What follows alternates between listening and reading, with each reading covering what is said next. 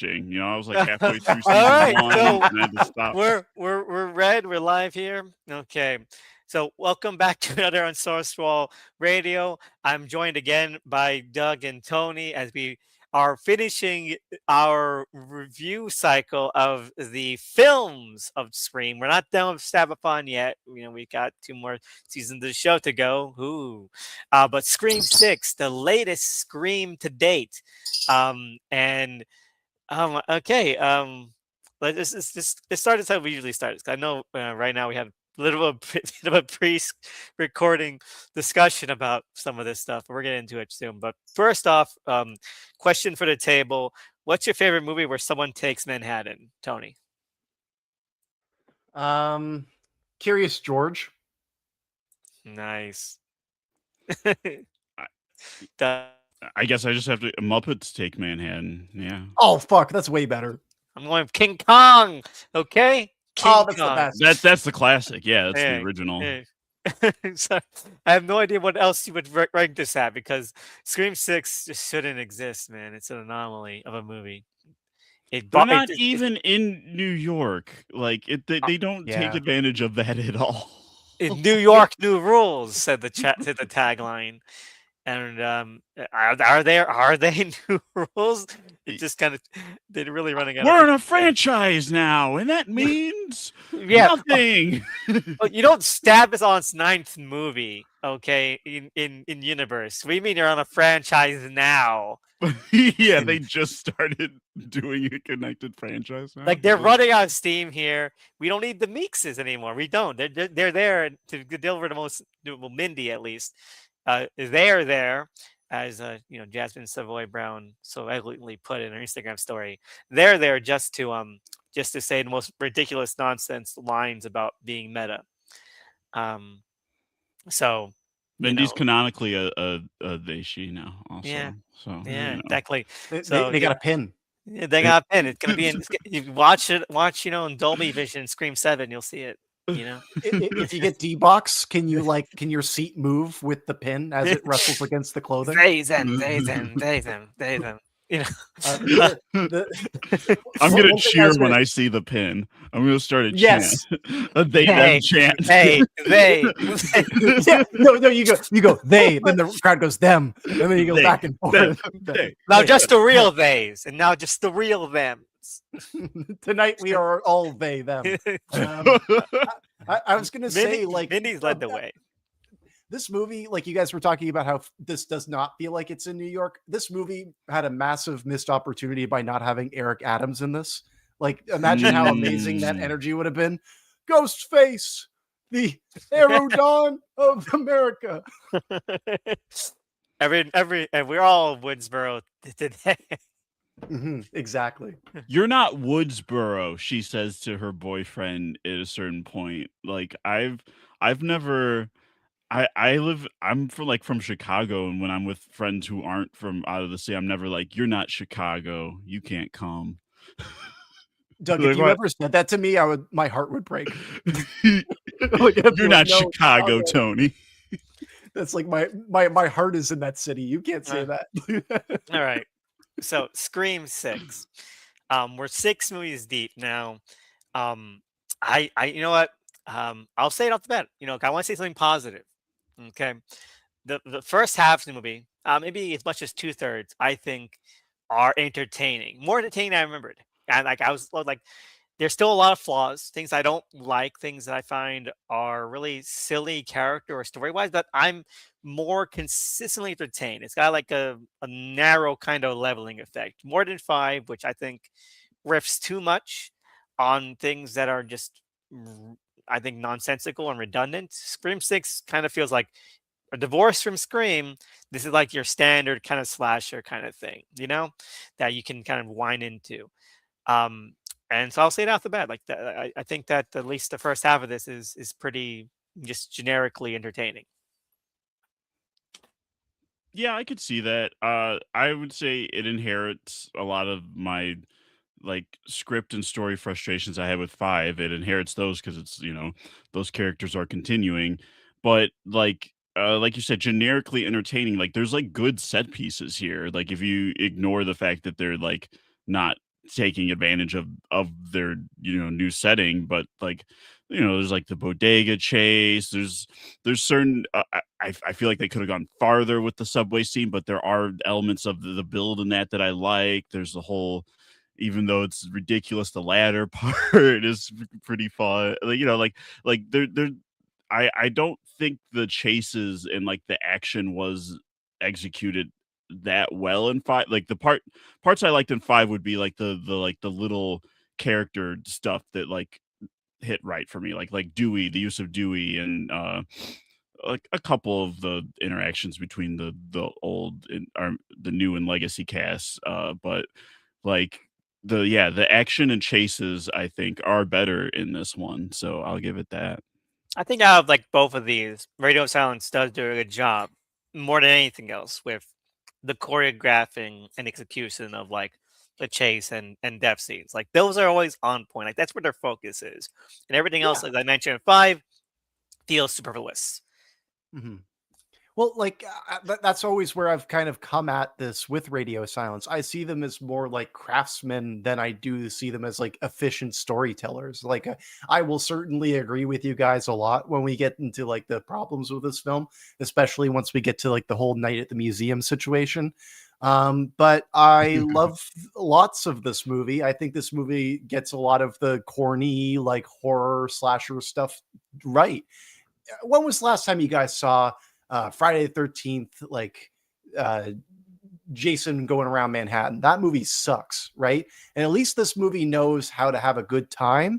And I think that it is getting at some of the things it was alluding to in 5 a lot better than it did in 5. And similar to 5, not a single bad performance except for one person that we'll talk about later. I'd say like everyone gets really bad at the end.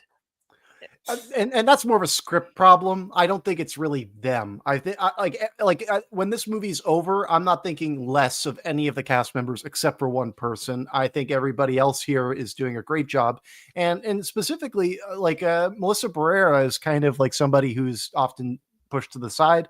I think she's given some really bad material in this movie, and I think that she actually really sells it, at least for what it needs to be in the moment. I don't think that She's trying. She's trying real hard, and you know what? God bless her, and I appreciate it, you know. But what I will say about this movie is that the first 2 acts, it gets it really right. It gets all of that. Like this is a great time at the movies in my eyes. Like I would easily recommend this to any like horror fan who's wanting to watch like like several sequel deep slasher film, right? Because there are sickos like that, and I'd have a much easier time recommending this kind of movie than like Halloween deep sequels or anything like that. Like this is a great time in my eyes. Nah, I would recommend Resurrection over this because Resurrection has a good time. It's a fun movie. Maybe for fun for different reasons. Fun for different and the ending doesn't suck. Busta Rhymes is like knocking shit into like doing karate chops. It's great. You know, they actually reshot that. Like they Really? reshot and added more Busta Rhymes because the test screenings were like, we love Busta Rhymes. Yeah, so let's make it in the end. Sometimes test audiences are right. Yeah, in the real ending, you actually see a frame. A frame of it still exists because there's a frame. You slow it down where, like, okay, so like, in the Resurrection, the main character is getting catfished by like this, like 17-year-old kid, right, or 16-year-old kid, I think, and at the end, he's meant to be the one that saves her.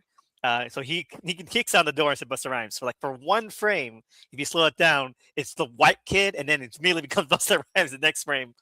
Because they cut it out. But yeah, that would have been funny because like I wonder how she would react. Because he's like 15 or 16 in that role. And she's like a college senior doing grad studies or some shit.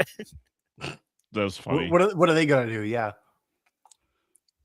it's true love, you know. I mean, if some franchises still have bangers, 6 entries into the Alien, we got Covenant. So yeah, man, that's pretty good. That's pretty good. I don't like Covenant. Okay, well, one day when he was a child, Billy Crudup saw the devil, and he never forgot that face. I'll do the finger. Okay? All right. So Scream 6. Let's start the beginning.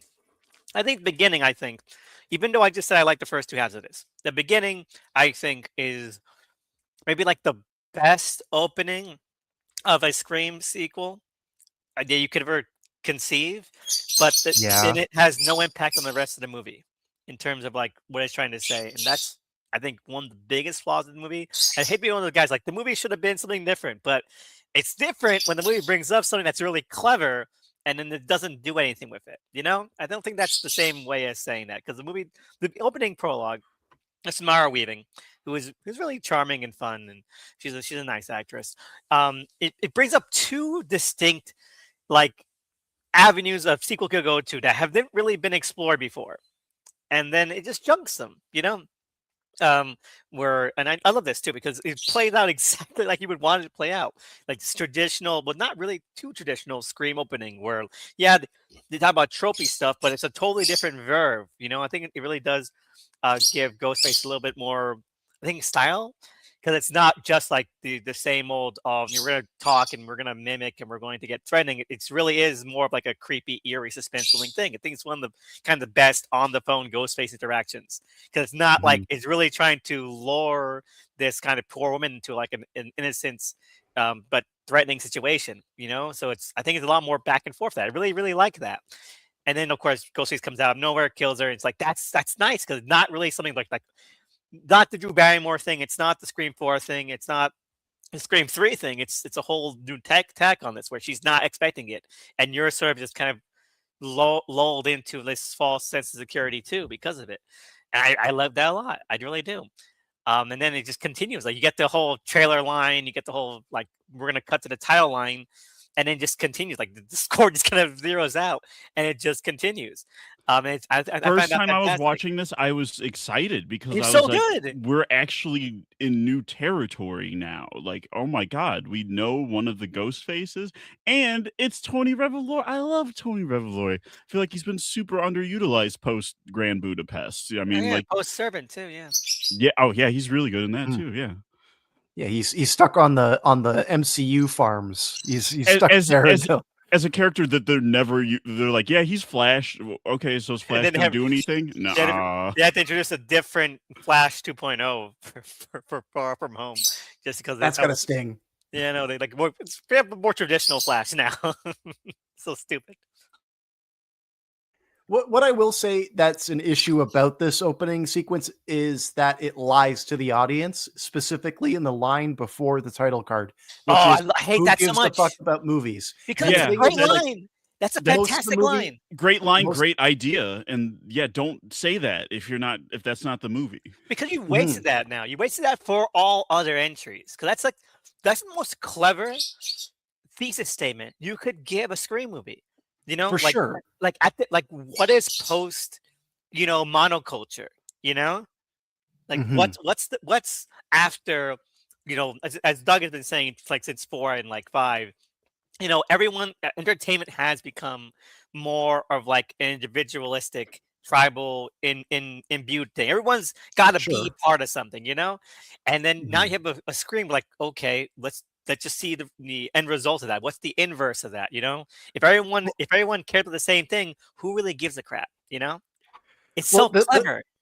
the thing that it really is getting at that's like perfect, especially for the moment, is that like the idea of who gives a fuck about movies anymore. Obviously, it's talking about the decline of film itself and the fact that this movie takes place. The climax does in a dead movie theater. That's not a mistake, right? But the issue is the film alludes to in this moment, and then also shows this in the next two acts where the film is about how it's not the stab movies that are like inspiring people. It's not even really the story itself. It's the iconography and it's this obsession with dread. And then also it shows how like mainstream media and like general society is built around like hyping these things up. I think that it's actually getting to the truth of like our true crime obsessed nature place better than 3 or 4 ever did. And on that note, you've got a thing like Tony Rivoli's got like last podcast on the left poster on his wall, right? And it's showing you right there that it's like this is the world that we live in now. It's the people make jokes about these things and they play around with it, but we don't sit with the victims. And a lot of this movie's about that.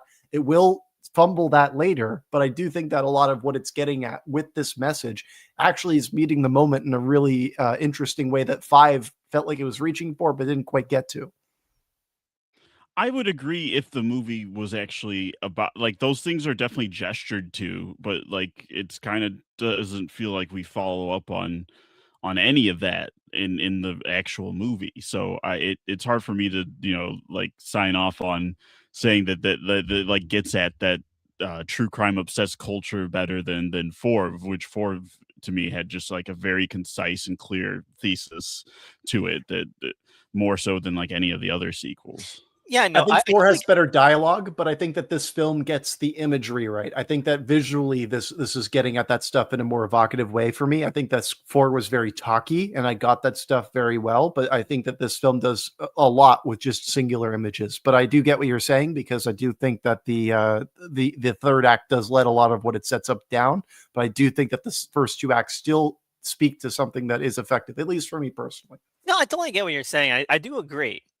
In that it there's a tone with the first 2 acts that I get, and I also agree with Doug, where like it understands a little bit more than 5 did, because 5 was all about like like fandom culture and toxic fandom culture, all that stuff, but it had no idea what it was trying to say with that kind of stuff, and then maybe it kind of gestured a little bit more, and then it just totally fumbled flat on its face about other things. But this it is more confident in the things it's pulling from. And I totally understand what you're saying as well. Like the imagery and stuff, a lot of the reference points in general, are also a lot more better. Gail saying that people only want true crime stuff. Social media investigators and Reddit investigators like hounding and being like very kind of like stalkerish and what's called threatening and all that kind of stuff. And you're right, it should too. Like just the decline in cinema in general, and like all these stuff I alluded to, but like then the movie just like, never follows through. That's why you might call it talky, yeah, and I totally agree with that. But I like the way it's talky because it feels like the characters are kind of working through it. Meanwhile, in this, while there's images, they just kind of flash by. They're very fleeting. I never feel like I'm getting invested or engrossed in the themes or the topics that they're talking about. It feels Fair. very wafty, like it's not like just there to pepper in or add spice to the teen soapiness. Like they could be more in nerve to each other. I don't want to Well, be like, okay, enough for that. What if Tara and Chad are gonna make out? I don't right. care. But also like there's something about this movie, right, where it's like you've got like the news anchors joking about how they want to buy ghost face masks. You've got the subway that's filled with all of these people wearing the ghost face masks, and then the added layer where it's like Melissa Barrera is trying to go to the police, and instead of listening to the victim, they're saying that she's the person who caused it. I think that a lot of the film is talking to this moment that we're living in right now, where the victim is the one who is put on the back foot, and a lot of society is built around like hyping up the bad people. So I think that it's getting all of that stuff right. I do think the issue comes I just within wish they like went how, farther with it. Like it's yeah, there. that too.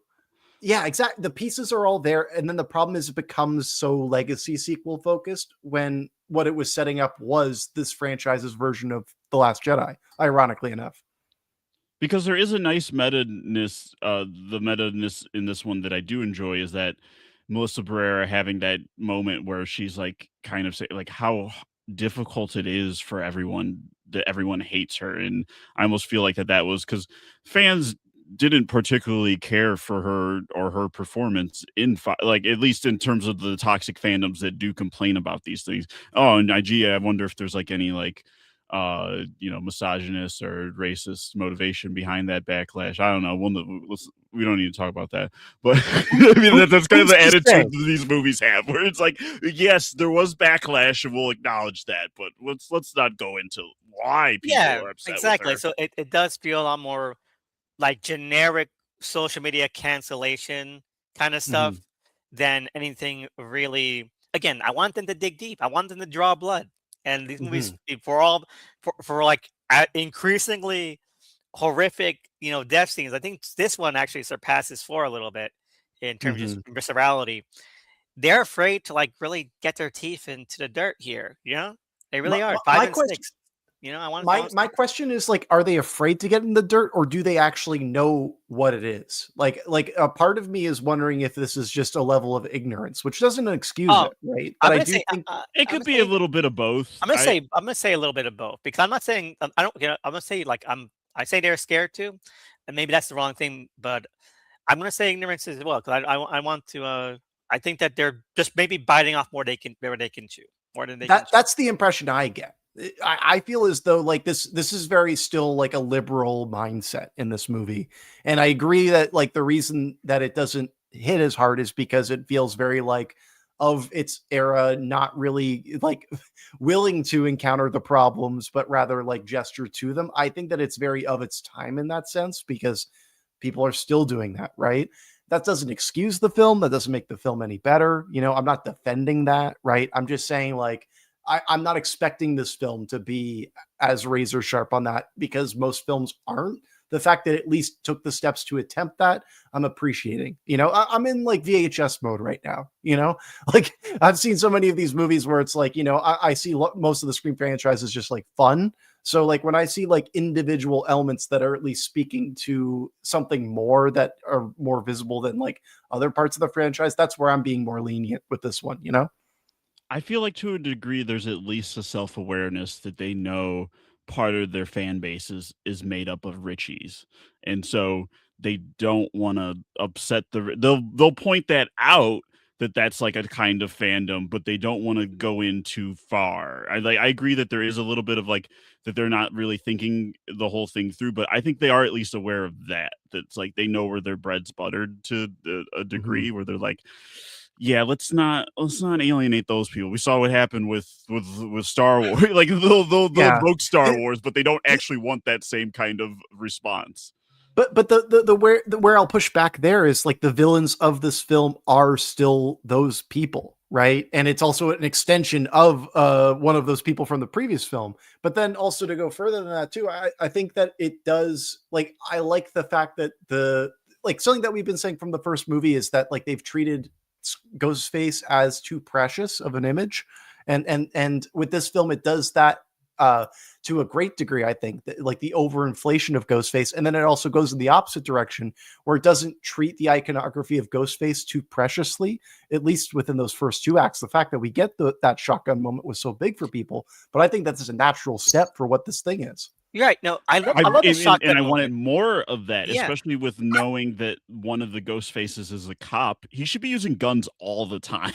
like I That'd like be awesome. I feel like we don't really take advantage of like the identities of who these killers are. Like you said, like we're tying them back to Richie, but I kind of like the idea of Tony Revolori and his roommate being like these acolytes who were like, message board nerds who like, were fans of Richie or like his message, and now they're trying like a cult has sprung up around him. it And kind I of feel like feels like it could have been the original idea for Scream 3. Like they could have folded right. that in.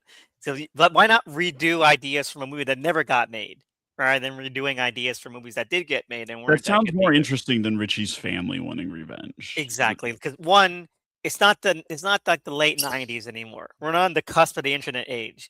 What are you talking about? That no one knows that that's Richie's dad, and no one ever brings it up. Kirby didn't find that out at all. Like no Yeah, one she's found it out. FBI, Mm. and he's so unsubtle about like when they fake the daughter's death. He's like, "Both of my kids are dead." He like keeps bringing up that he has a dead kid already, and no one like pushes him on that. They're like, "Oh, that's. I'm sorry. When did that happen? And what was his name?" But also, what I don't like about it being his, like when it's not Debbie Salt anymore, because Debbie Salt again, cusp of the internet age, you can't Google Debbie Salt like, oh, whatever. So perfectly reasonable. This insane. How would everybody plan on getting away with it? Mhm. Other cops probably know what his kids look like. Like, oh, we saw that some random body in the morning that looks like your daughter. I'm glad it seems like your daughter isn't dead. So Yeah, the yada yada. It's like you'd be surprised of what they let a grieving father get away with. I'm like, what the fuck does that mean? Like I people just imagine the coroner just being like, "Yeah, sure, father, take the body." instead they could have made it like a commentary on like police ineptitude and corruption, because I feel like that's fair game, especially if we're gonna invoke like true crime narratives of this time, then yeah, let's also get into like why a lot of those killers get away is because the police are fucking up. So Mhm. there is opportunity there for like, oh, one of the killers actually is a cop, which that's has actually been historically the case for at least one notable serial killer, the Golden State Killer, right? Like, wasn't he Mhm. law enforcement? Yeah. Yeah. Yeah. So that is a loaded concept, but one that we don't do anything with really. Well, Nah, because cops are I the real disagree with that heroes. actually, but sorry, You go ahead, know, Elvis. because cops are the real heroes. You heard Kirby said she's like, I wanted to be a cop, so the bad guys we fear me. So yeah, that's Kirby line. She's so powerful and she's a cop and back to blue. We Um, supposed to when she's having her moment with Mindy and they're rattling off like favorite whatever horror she movies would and not like Candyman. Don't lie to me. yeah, Oh yeah, the remake, they're saying so that's a respectable opinion, liking the reboot It's and the not respectable original to me. equal. no. Hey, look, Nia DaCosta, we're team Nia DaCosta, Yeah, but no, we this all love time Candyman. like Nia Candyman, DaCosta. Candyman sucked so much. yeah, That's she there's some great visuals in that movie, but that script is messy. Like no you thanks. wouldn't the person who rattled off all the remakes in like one go, and Mhm, no way she likes like that's worse than making her a cop. Okay, that's character mhm. assassination. Yeah. I'm with you there. I got to go back to what you were saying, Doug, before about like the going further about like the cops being complicit. One thing I really like about this movie is that it's all about victim blaming. It's all about putting all of the onus on the core four, as they are, specifically Melissa Barrera. And what I really like about this film is that like literally everybody thinks that she's doing it to the point where the news is talking about it and the cops are against her, right?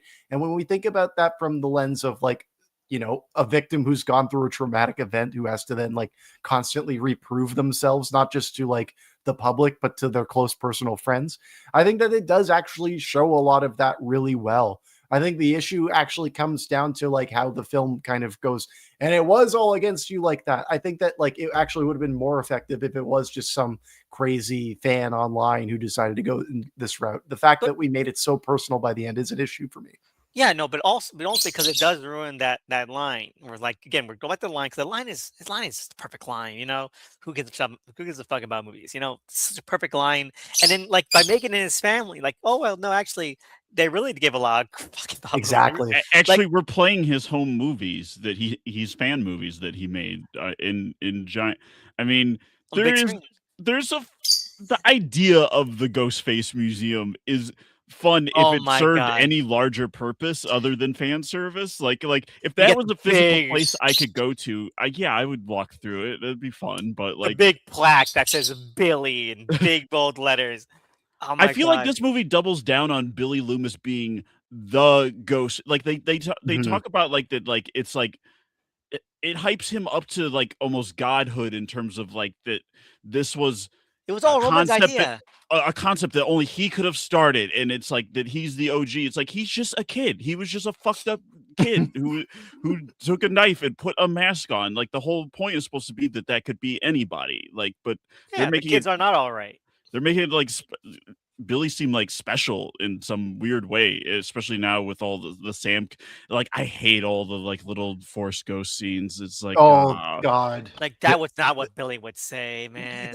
You the, talking my the about worst Billy? part, favorite about the knife. What? How did he have favorite knives? He only used the one.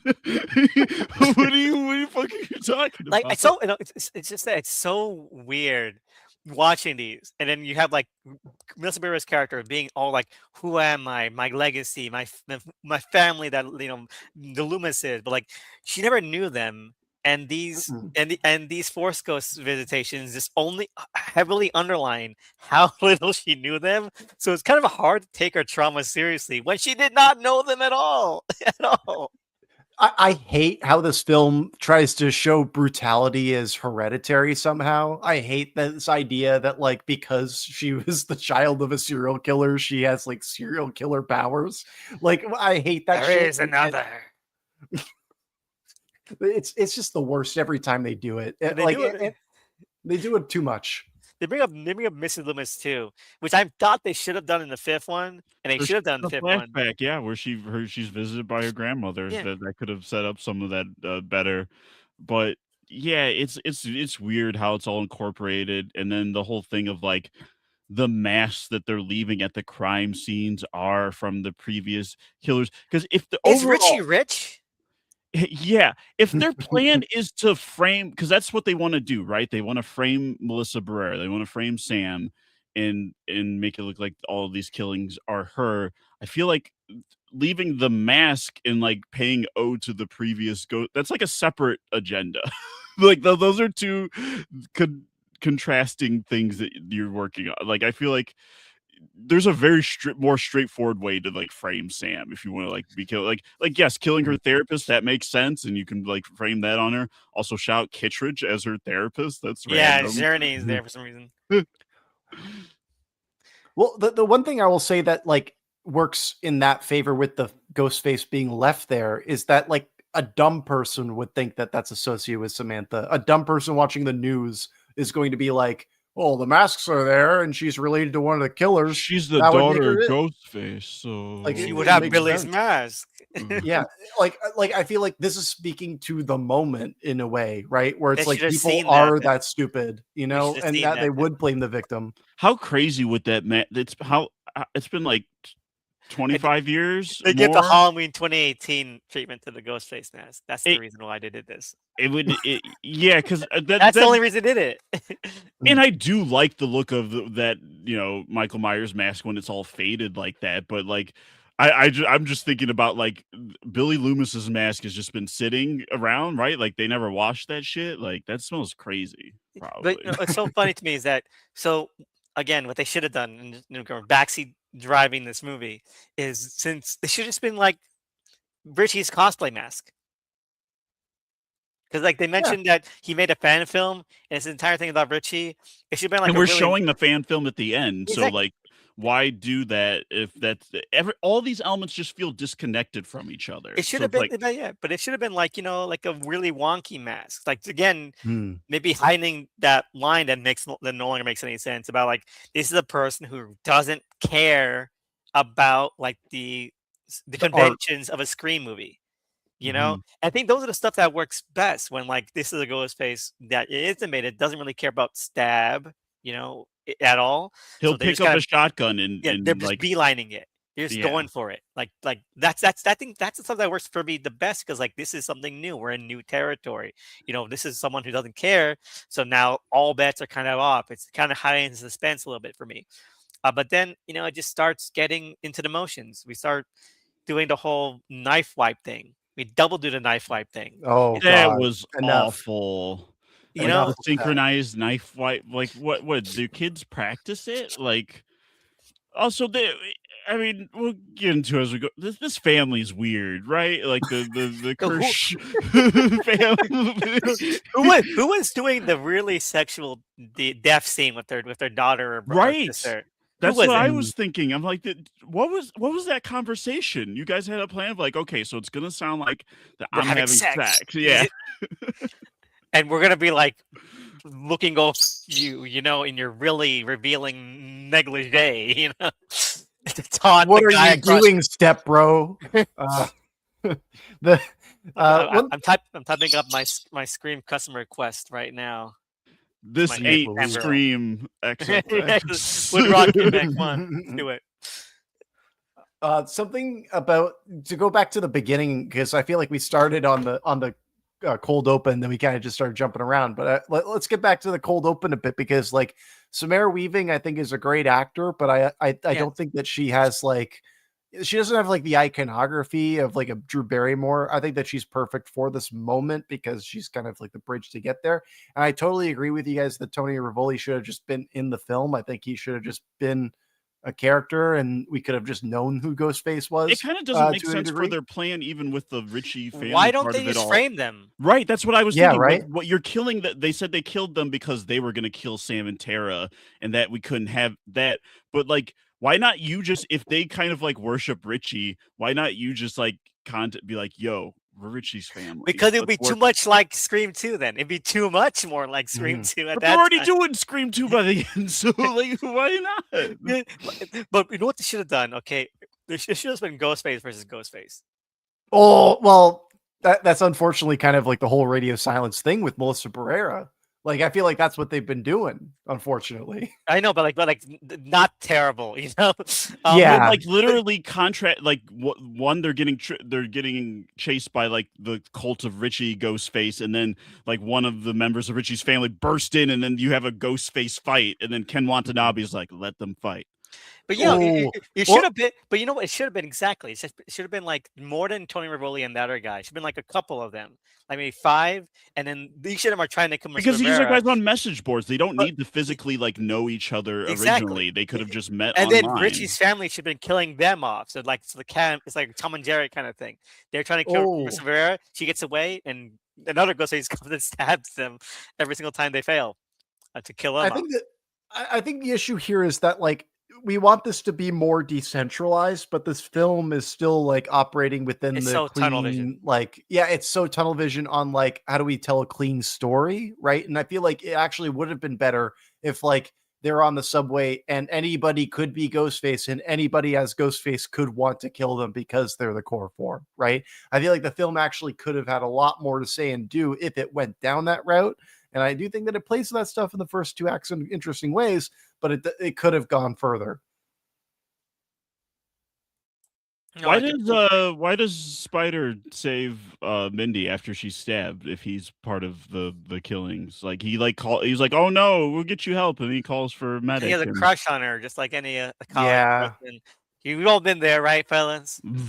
Uh, my version of negging doesn't involve knives. like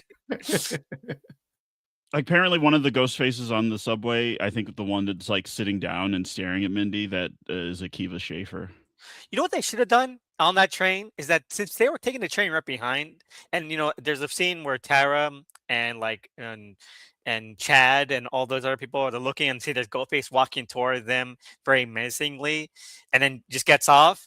What should have happened next is that right before the doors closed, the other Ghostface should have taken out a knife, tapped it, and like taunted them because they know that Mindy is on the train right behind them. So all I had to do was wait for the next train to pull in, and then they could have tried to call her, and it would have just been like, no, wait, no, like there's no signal. Signal on the subway is fucking shit, even if you're like next to a terminal.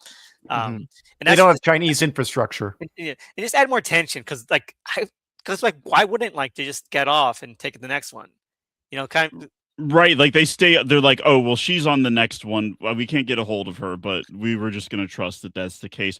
Also, I'm not a New Yorker, but in the CTA in Chicago, if you put your arm in the door, it'll open you like you can stall it for a little bit if someone's right Mhm. there and you're trying to get them in. Like they show Chad like kind of trying to do that, and it's like, "Oh no, the door's closing. He can't do anything." Like you can stop, you can hold the doors open. They don't like it if you do that, but you can. Yeah, you're right. It's true. One thing I will say about the if we're on the subway scene, I love the fact that this is a Married to the Mob reference. Like, have you guys seen that movie? Like, they're clearly doing that scene. No, I I've haven't. seen it, but I don't remember what you're talking about.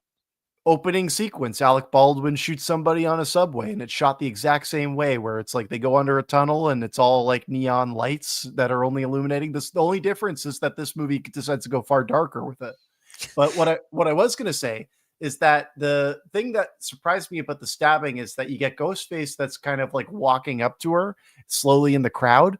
I would have liked it if like she's standing right by the end of the train. What if the door opened behind her and she got stabbed? I feel like that would have been a way better scare there.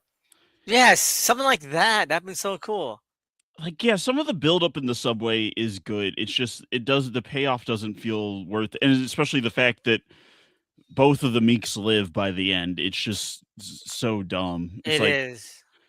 we needed Core to lose. four. I'm not saying that the only way to raise stakes or communicate that is by killing characters, but we need to start Stop putting getting. them in these situations. Yes, and stop giving them like I mean, I hate when fans are, complaining about plot armor, but that's what you're giving. You're doing that to your favorite character. You're like, okay, well, these are fan favorites. We can't kill them. And that extends to Gale kind of because there's kind of no reason for her to survive her Yeah, and encounter. she had a pretty decent like that was Gale's death. It would have been fine. Mhm. Thematically, that would have been a good parallel with how Dewey went out. Like that they're kind of in these pretty sad states in their life, and then like her final words when she's like, "Tell Sydney he didn't get me," and then she dies. That would have been fucking awesome. Yeah, and but Mhm. no, it turned out he didn't get her. So She was right. exactly, She's like got a weak pulse. this movie just doesn't commit to lines or our Mhm. concepts. I hate it.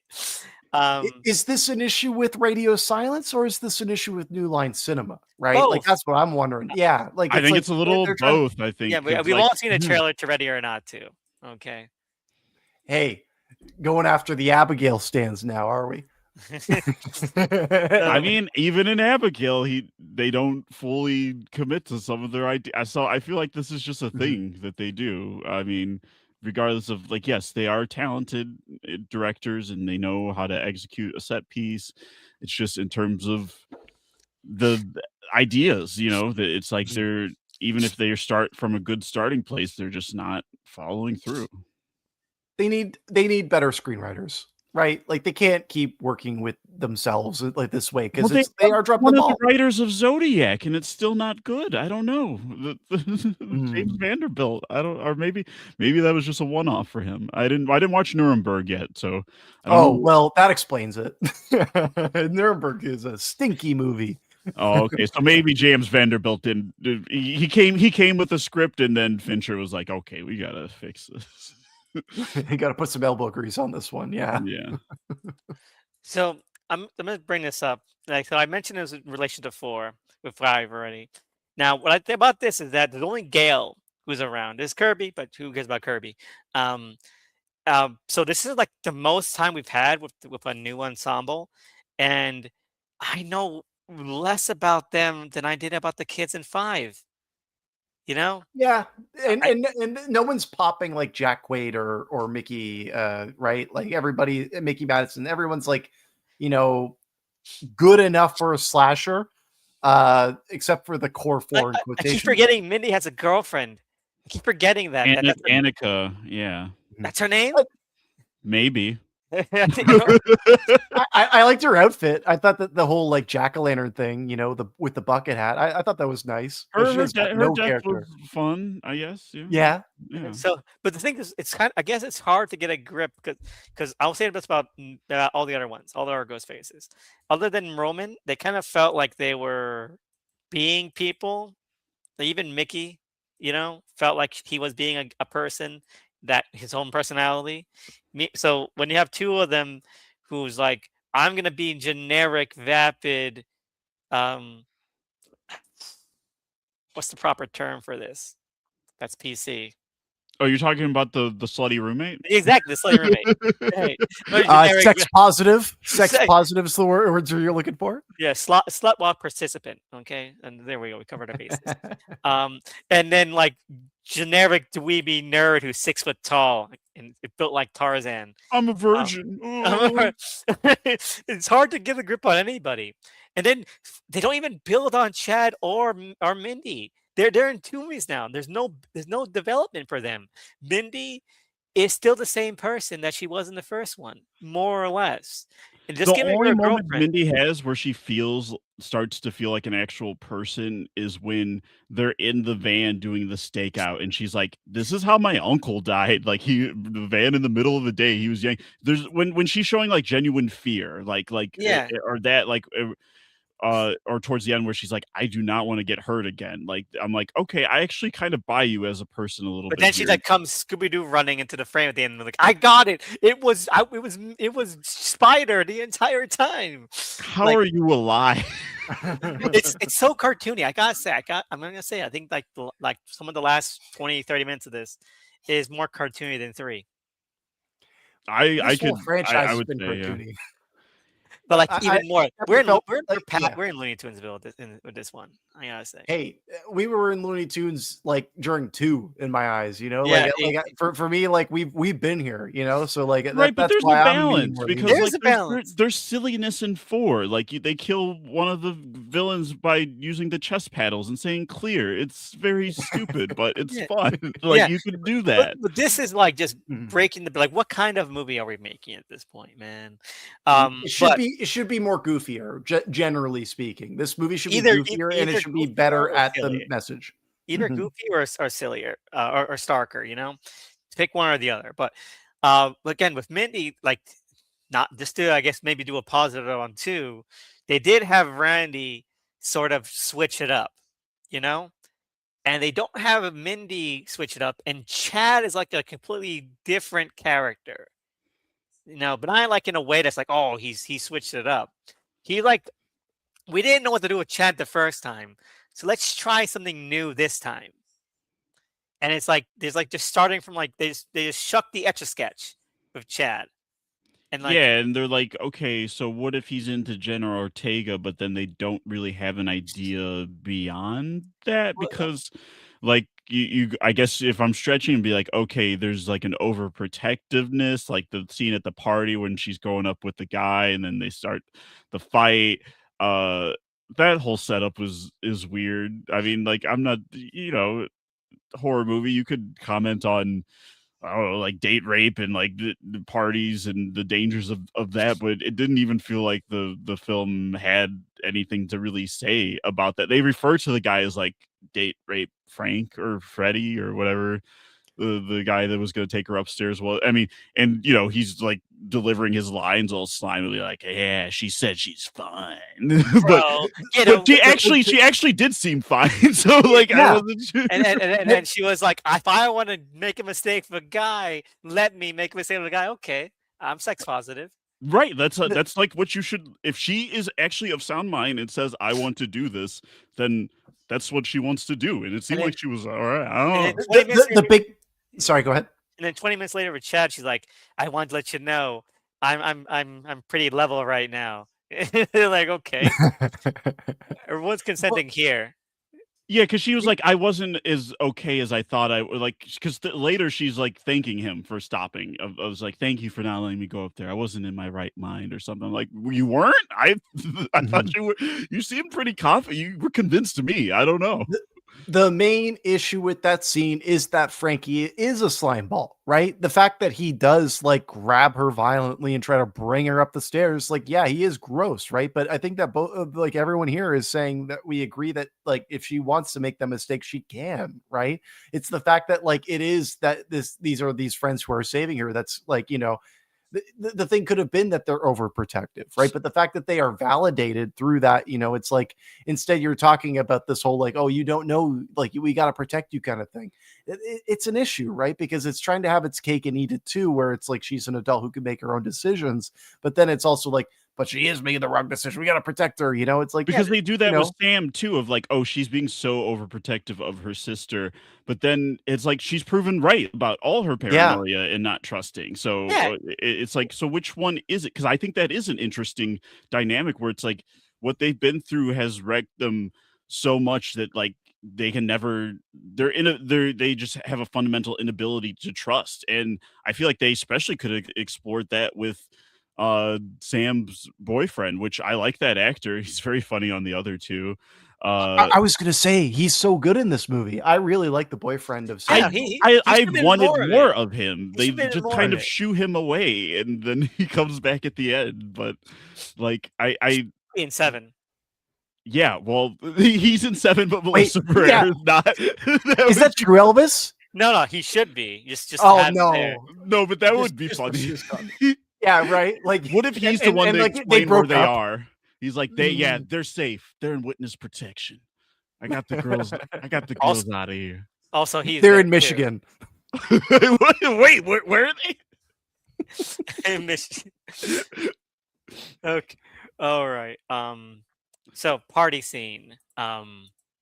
Okay, that guy. No, he's fun. He's a nice button.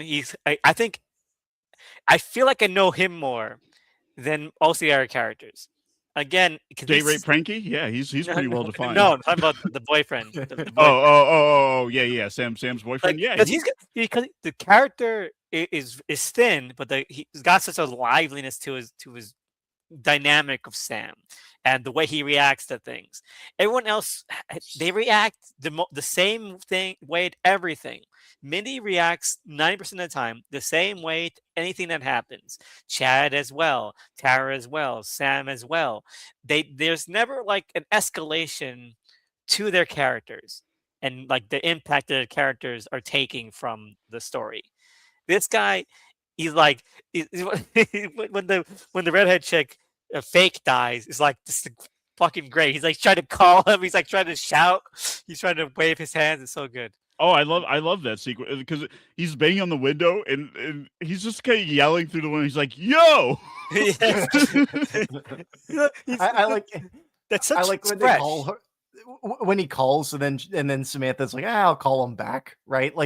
All of that stuff is really good, and the thing that's like an issue, I guess, with like the characters is like I like all of the performers, right? But like Mindy specifically has like nothing to do in this movie, but like gets stabbed.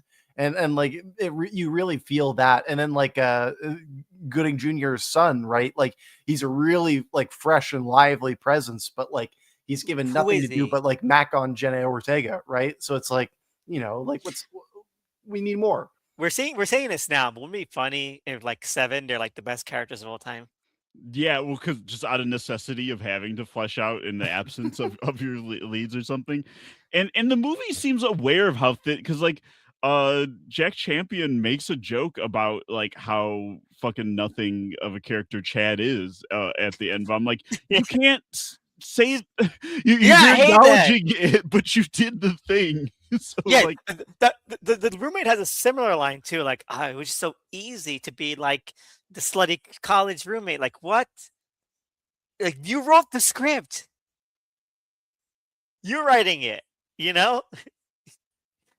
And You can go any direction, I guess. yeah, yeah, it's weird. the movie does the same thing as Five did. I think I mentioned before we started recording, where it'll also do the inverse. Well, they'll start just praising their script in the script as well. Because again, like with Five, it brings up something stupid, and the characters will just repeat it as if it was really smart.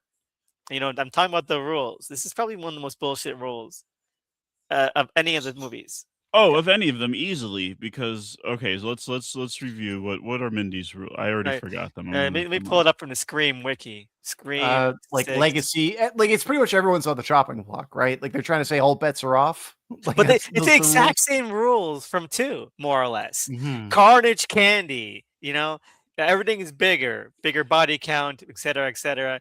Everything that happened Mhm. last time, expect the opposite. Not true. Yeah, I Um, was gonna say, what's the opposit of what uh, happened before? it was Richie last time. The opposite, Richie's family. What's the opposite of someone? Their family. No one is Here's where safe. we're No one we're, is we're safe. getting to like the problem of the Scream franchise, though, right? Like the problem is there has to contractually, obligationally speaking, be another Scream film, right? And it needs to comment upon, in quotations, the moment.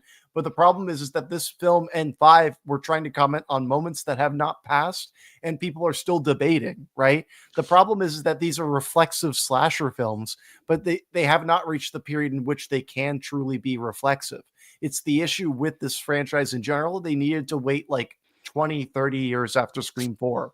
Yeah, because Scream 4 itself waited like a decade at least. Yeah, So exactly, right? A lot changed and between that, then. and we talked about this during 4 as well. Like they we're still feeling Scream 4 out still. Mhm. I think And that also another problem is that like how many slashers came out between Scream 4, 5, and 6, right? Like the slasher genre it's is in a rut. like kaput. Again, right? And Scream is usually the franchise that is known for saving the slasher. Unfortunately, the quality of Scream is directly tied to like the health of the slasher genre itself and its own awareness of it. Yeah. I mean, Main characters can become expendable, so the franchise lives on. That's also horseshit. yeah, no, exactly. Because that wasn't even like a rule then. Even that's not even something you can say. Like in the '90s, they brought back Ellen Ripley as a clone. They did not want to let go of Sigourney Weaver. Okay, they'll do whatever they can. Jason. They recast Tommy Jarvis 3 times until they could feel they got it right. Man, I This mean, movie should have killed off Jenna Ortega, right? it should have killed off everybody. A bomb, a nuclear bomb goes off. But no, give your case to Jenna Ortega. I want to hear it. Sorry? You said Jenna Ortega. It seemed like you're pretty confident. I want to hear your thoughts on that. Well, obviously, first off, like Jenna Ortega is the star, right? Like she was the one who was popping off even back then. Like what X was happening at the same time, right? Like she was already doing better than this franchise at the time, and Wednesday was about to happen too, right? Like it seemed natural that like she could leave the franchise and we would lose nothing in terms of like this franchise, and everybody would win because then Jenna Ortega could do whatever, right? It's the fact that there's this insistence that there has to be these through lines, that there are invincible characters, the core four. It really needs to, we need to have more stakes. We need to have things feel a bit more dicey. Like core four is a concept that Scream should be mocking, in like a Right. And it deconstructing feels of like it like, is, right? Well, Like it but feels like well, they but are then doing that in that moment. And it's still then, doing it. but yeah, it's the but issue. yeah, the thing is, right? It's commenting on the fact that Dewey, Gale, and Sydney all survived, like the main trio. But the thing is, right? Randy was kind of in that group too, and he died. So you really gotta sort of, yeah. Mindy or Mhm. Chad should have died. Yeah, they bring up Randy's death in the movie, but it's like you guys don't do anything as bold as that. And even like Mindy, she's like, I'm sick of this series. You know, you get to kill her then. It'd been fine. That'd been That would have been a good death. yeah, perfect last words. Something that we brought up earlier too, as well, is like Gale definitely should have died, and Yes. it would have matched with like what they established with Scream 5 in the terms of like killing off one of the major people, and also it would have matched with like the rules of the movie that they had set forth, and it would have also like mimicked what Star Wars did, which clearly, like, for whatever reason, this film has less commentary on like slashers and more comments upon like popular media consumption of the time period and like larger IPs that are not horror. Yeah. I know. It's very strange. So I said a five too. Um, and that's what makes these, I think, less viable or less like long, that have less shelf life, honestly, because it's about pop culture in general. At this point, like there's like not that much steps between this and a scary movie, you know? It feels like yeah, it there is the stuff about broadly pop culture in general now, but it mostly just feels like a lot of the times it's just up its own asshole. Like it's just about Scream. Like it is doing what it has mocked the Stab movies for doing. Like I mean, I know we've like been like that's the biggest part from these rewatches is realizing like we got to that place a lot quicker than I originally remembered. I thought that was like, oh, we were pretty this is a We were pretty flying consistent high. it was a pretty consistent franchise, and then 6, everything went off the rails, and it was like, "No, okay, actually, we, almost immediately after 1 started giving into this shit." To be Uh, fair, I What was I'm all. saying, To be fair, I've been on the two is worse than four train for like the last couple of years. oh, f and you guys were right on that, by the way. Four yeah, is a delight. 4 is so much better than 2, Four yeah, is so good, man. that's crazy if people think 2 is, better. But you're saying, Tony?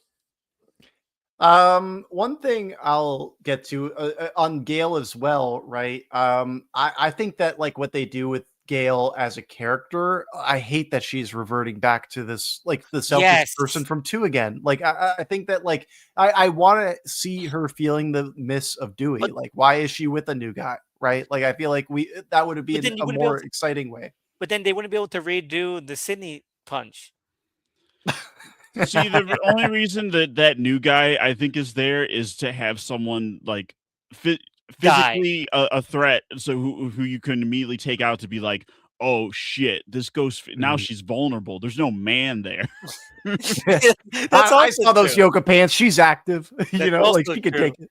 But also, I think it's because otherwise it would be too sad that Gail did not find love again.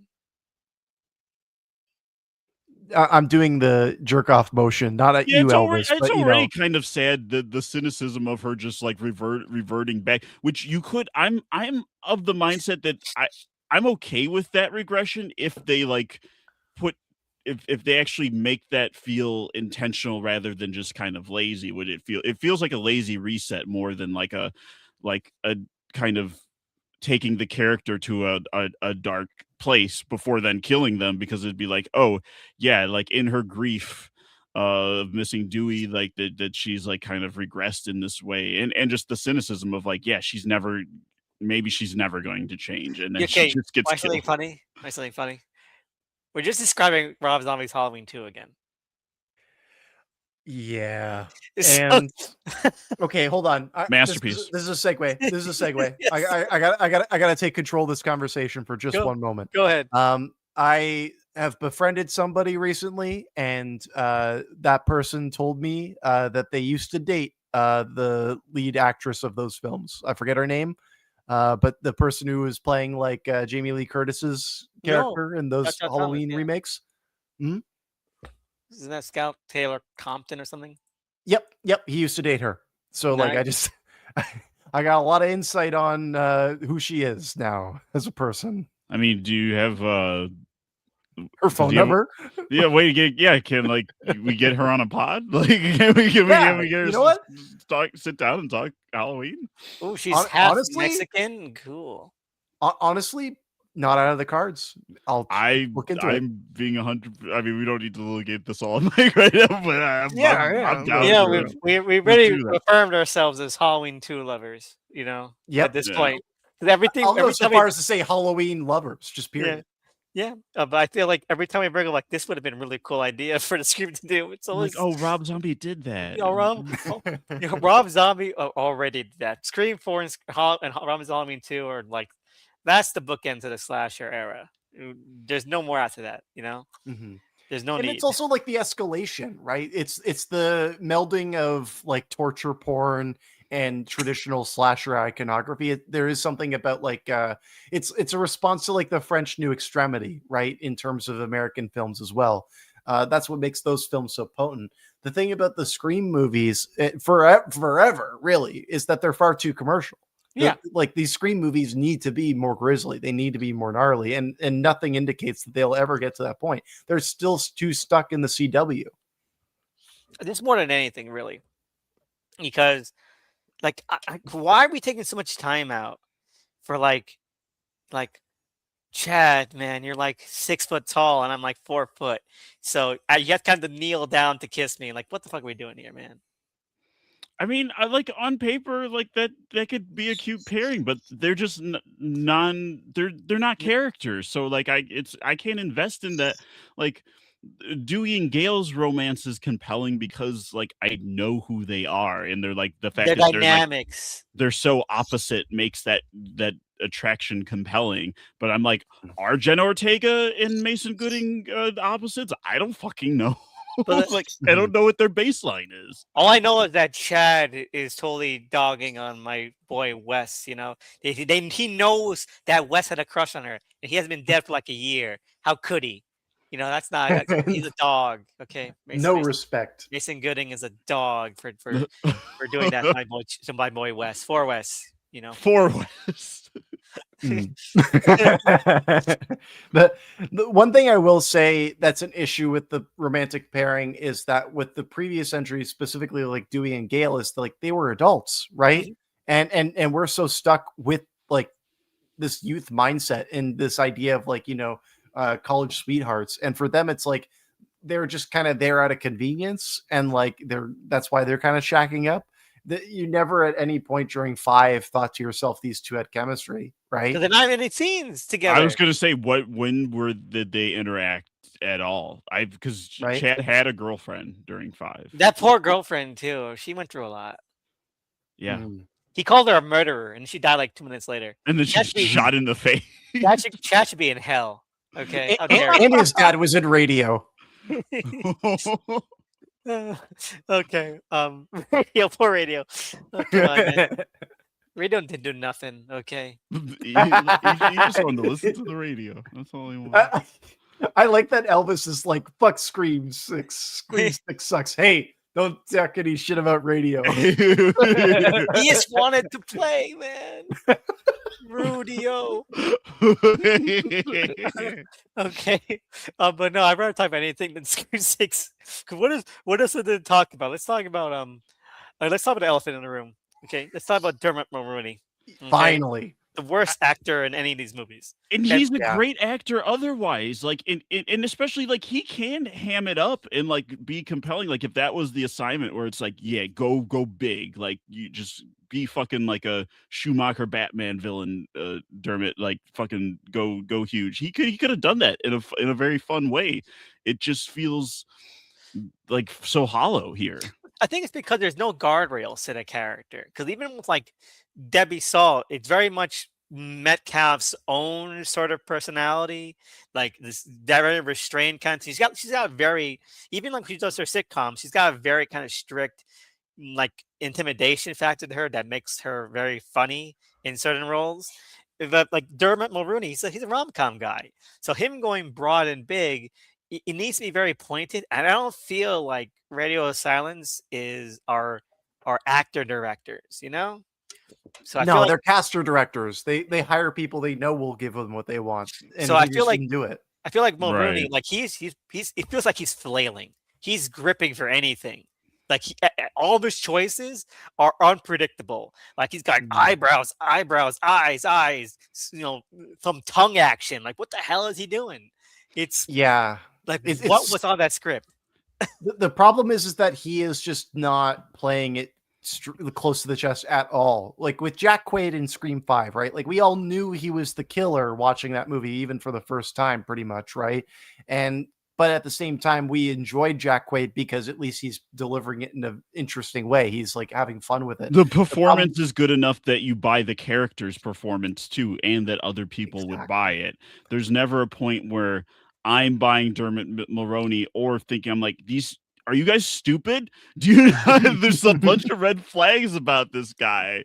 I There's mean, that moment, right? Like when Kirby leaves the office, right? And then you get that shot of him like at the door, like looking at her, and then he goes, "Hey, do a full background check on Kirby." profile. Yeah, and I'm We like, don't even that see the guy's a cop killer. he's looking at. I'm like, who are you talking to? They should have zoomed out and there's like no one there. Yeah, or just like a guy who's just like, "What are you talking to me? Like is Yeah, did you want me to yeah. do that?" Let's kill this son of a bitch. Let's kill You mess with my family, you die. him. Well, here's the biggest problem with Dylan Mulroney's character in this film. It's that he claims that he doesn't really care about this, like, admiration of Ghostface and all that stuff, but all of his actions indicate differently. It seems like he Exactly. is equally into this as his kids. So So why is he putting on a front? But that's the thing. That's why again. That's why the opening rocks and is immediately deflated. You know, it's immediately He's deflated. just as into it as his favorite firstborn son. I love that moment at the end, like when he's like, "There's something unique about a connection between a father and his It's, firstborn son," and it cuts to Jack Champion's face. He's like, "Yeah, you have another son. Do you care about him?" yeah, and it's ridiculous. It really is. And God, like that's what I mean. Because making it his family makes it too personal, and really this should have been a dispersonal touch. Even if it was the family, that line could have still made sense if they were just putting the Ghostface mask on just as perfunctory, and it was just like shotgun. If it was I, just shotgun stuff. I think he shouldn't have been into it. His kids should have been into it, and it should have been a shock to him. It should have been like, I had no idea my kids were this radicalized moment, right? Because we've never seen that in a I Scream mean, he was movie. innocent. If he was innocent, Yeah, he should have I been don't know. innocent. I I don't. because Or not honestly, innocent, but maybe that idea that we talked about of like that he is trying to like take down vigilante style this Ghostface cult, but Mhm. then does see that like his kids are getting into it, and like that's the shock of like, so he's already like crossed the line and killed people, but he's like, no, we had a mission that we were doing it for us, for our family, and then the kids are like, I don't know, Ghostface pretty cool, right? You know, what should have done again. Ghostface killing Ghostface, right? And he should have not been trying to. The way at the end is that like, who do you think started those rumors against you? You know, of course we don't think you're the killer, but revenge is revenge.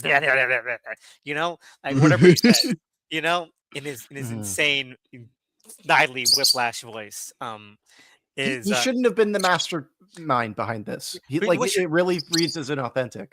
if even if it was the villain, I don't mind him being the villain. I don't even mind him being Richie's dad, but it should have been like, we're going to just sort of ruin your life, not like, and because we do, they should have believed like that she deserved this, but it doesn't feel like, oh well, he was a killer, but It you feels know, arbitrary, the he fact that they're does. targeting the Carpenter sisters, like, because it does seem like when he's like, "Yeah, we know that those rumors aren't true, we started them." So I'm like, "So what is your problem with What, them?" like even Mrs. Loomis thought that Billy was a nice guy, you know?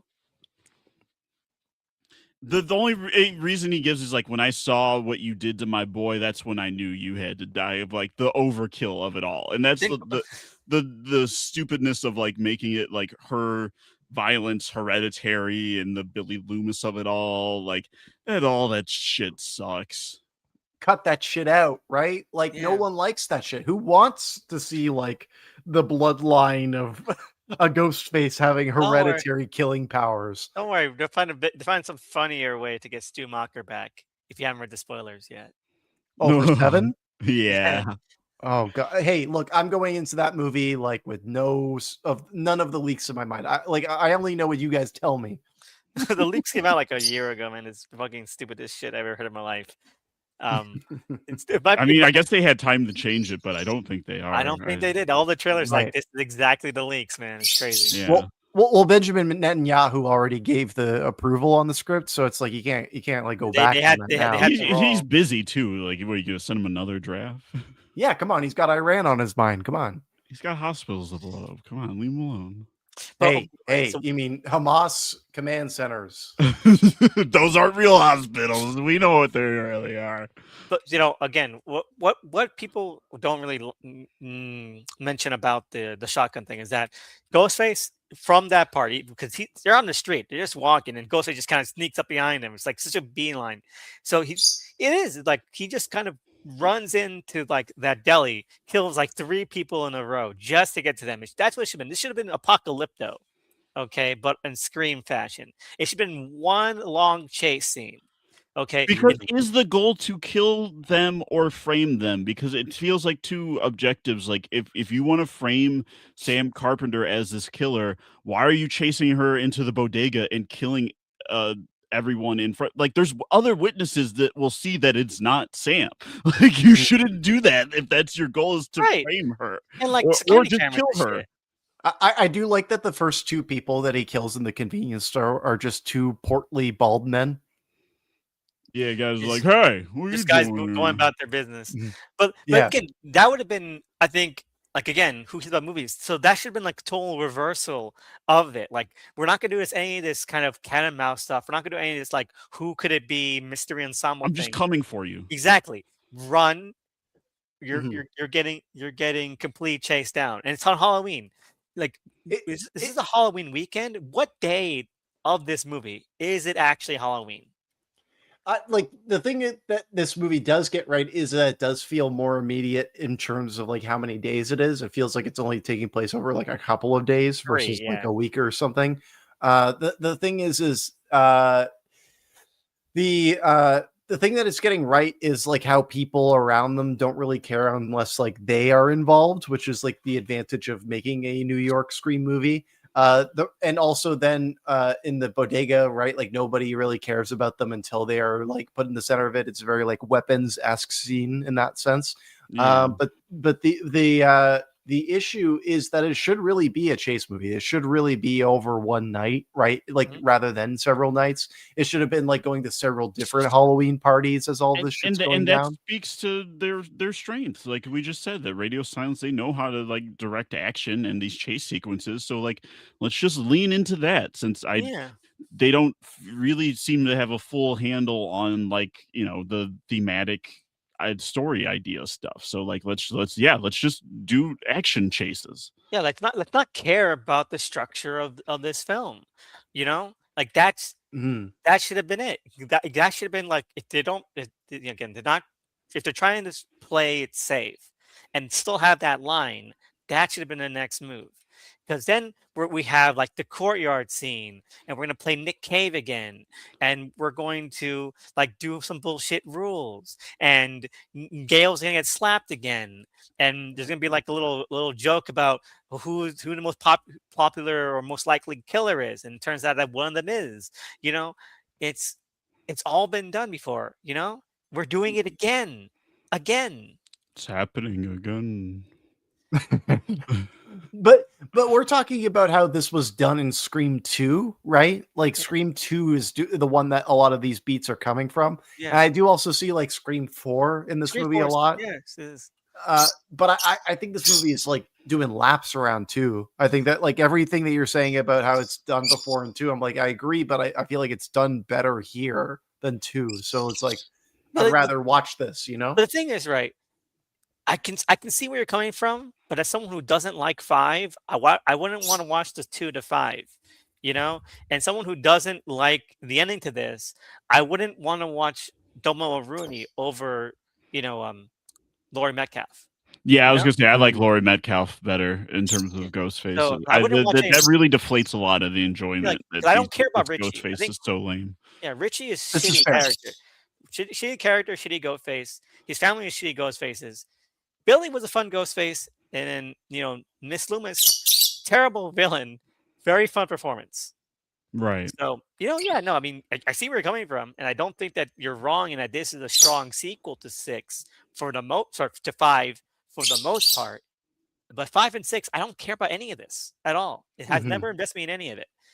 Um, The problem is that it's contractually obligated, right? The problem is that like, there really shouldn't be like a new trilogy, nor should there be any new Scream movies right now, especially in this like slasher drought that we're going through. If they wanted to like bring back Scream, it should be like a proper reboot with no returning cast, no like iconography that we can hold it down to. Hey, who knows? Maybe we'll like the Scream TV series in season 2. or Who 3, knows? or 3.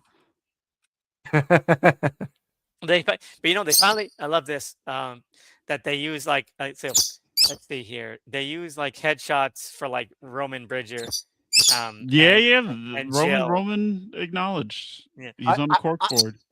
I lost it at that cork board. The fact that, as you said, Elvis, like literally every picture is just the actors' headshots, right? Like Yes, the picture that's not of fucking what's his Billy. face? No, Stu from the first movie. Like he's Yeah. got That's fucking. just naturally It looks hilarious. like him on the red carpet, right? Like it's hilarious. Yeah, the only ones that look like real pictures are the ones they got for the movie again. Like Richie, that's a real picture. Tony Revolori is a real picture. Like, but everyone else is just like their promo They images just or Google propaganda imaged shots. the Yeah, person and then but printed it it. only makes sense for Roman because he is a Hollywood director. He So was yeah, he was in the industry, so that could track. And she does give him props for being the the one only a ghost. solo ghost face, yeah. So yeah, Rowan Bridger rocks. Okay. It's confirmed. Why Um, why why is Ghostface always doing a head tilt in this one? I don't remember him doing that Michael Myers shit in the other ones like this excessively. He does it like 3 times in 6. because each of them have to do it once. Okay, or else it'll be unfair. There's three ghost faces in this one. All right, so hey, breaking new ground. Well, yeah, in a boring way because none of the 3 are like, it was a much more I mean, mild spoilers for Kevin Williamson, penned, movie Sick, but, like, when that is revealed that there are multiple killers, like, more than 2, like, that actually did feel slightly revolutionary, like, I maybe I'm just dumb, but I did not see that coming at all, so and then the other killer walks in, I'm like, "What? This is crazy." I haven't seen Sick yet. I guess I should now, considering Sick I've seen rocks. most of Kevin Williamson's films. Sick rocks. Sick is like it's like when Sick came out when this came out, and like man, Six sucks. Sick is rocks, man. Yeah, John Hyams directs the shit out of the chase sequences It's too. so fun, man. It's a fun little thing. Um. Anyway, okay, so let's see. I'm skimming through a couple of these things. Uh, they shouldn't state, so I was it's one reason that was funny to me to find out that Mason Gooding is Cuba Gooding Jr.'s son. is that there's also a scene in Daybreak where characters climb over a ladder across a building. Really? Yeah, and so like, Also in the movie Nerve. oh, but is That's like anyone? an all right set piece, like the ladder thing, but it just it comes across so comical, especially like when Mindy's girlfriend gets killed, when it's just like, we're gonna shake it. It's like this. She should have just fallen off. Like the leverage and the fulcrum of that wouldn't have held either way. Like there's no need. She should have kicked it off. You know, Like if My- someone was holding it on both ends, there's no maybe I anchoring. You yeah, know, because it's just still sitting there. set up. Yeah, I don't really understand. I thought there would be someone holding it on both ends, and then maybe I would buy that a little more, but there's nothing. She just I, pushed it forward. I thought honestly, like, like, okay, so you've got a ladder on both ends, it's stable, right? What happens if you knock the other end off? You just have a regular ladder. Why don't you have it so everybody's holding on to the ladder as Exactly. he's trying to climb up, and I then wa- they let go because they can't hold on or something? Exactly. Like that. Hey man, they have Mindy right there. Get the fuck out of the way, Mindy, and let the guy with the big muscles hold on to the ladder. And just Also, why is Mindy going before her dying girlfriend? Because Like, the why dying- why isn't her the- going first? the dying Because we girlfriend- need to kill someone off in Mindy's core 4, so we can't do that. Core 4. Also- Core 4, but she gets stabbed 2 times, like Also, this almost gives Mindy- mortally. this gives Mindy depth. She got nuance now. She's scarred. Okay. I mean, Her if you girlfriend want to talk about depth in terms of like the mark left on her girlfriend's face when she hit the dumpster, That's I so guess that you're right. died. That's cruel. Yeah, She it's- would've died it's- anyway. It's a really gnarly moment, but it's like that's the radio silence stuff, like that's where I'm like, they didn't That's need to true, do okay. that, but they did it, and it was really cool.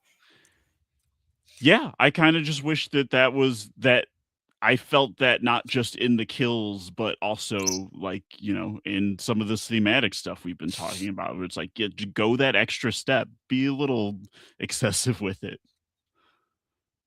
I agree. All right. So then they head over to the Ghostface Museum. And again, is Richie rich? Okay, because they mentioned this is his personal collection. So one, are they rich as hell? What Or- does the mom do? Because a New York cop salary can't be that much. Was but was his dad stealing the evidence as a cop?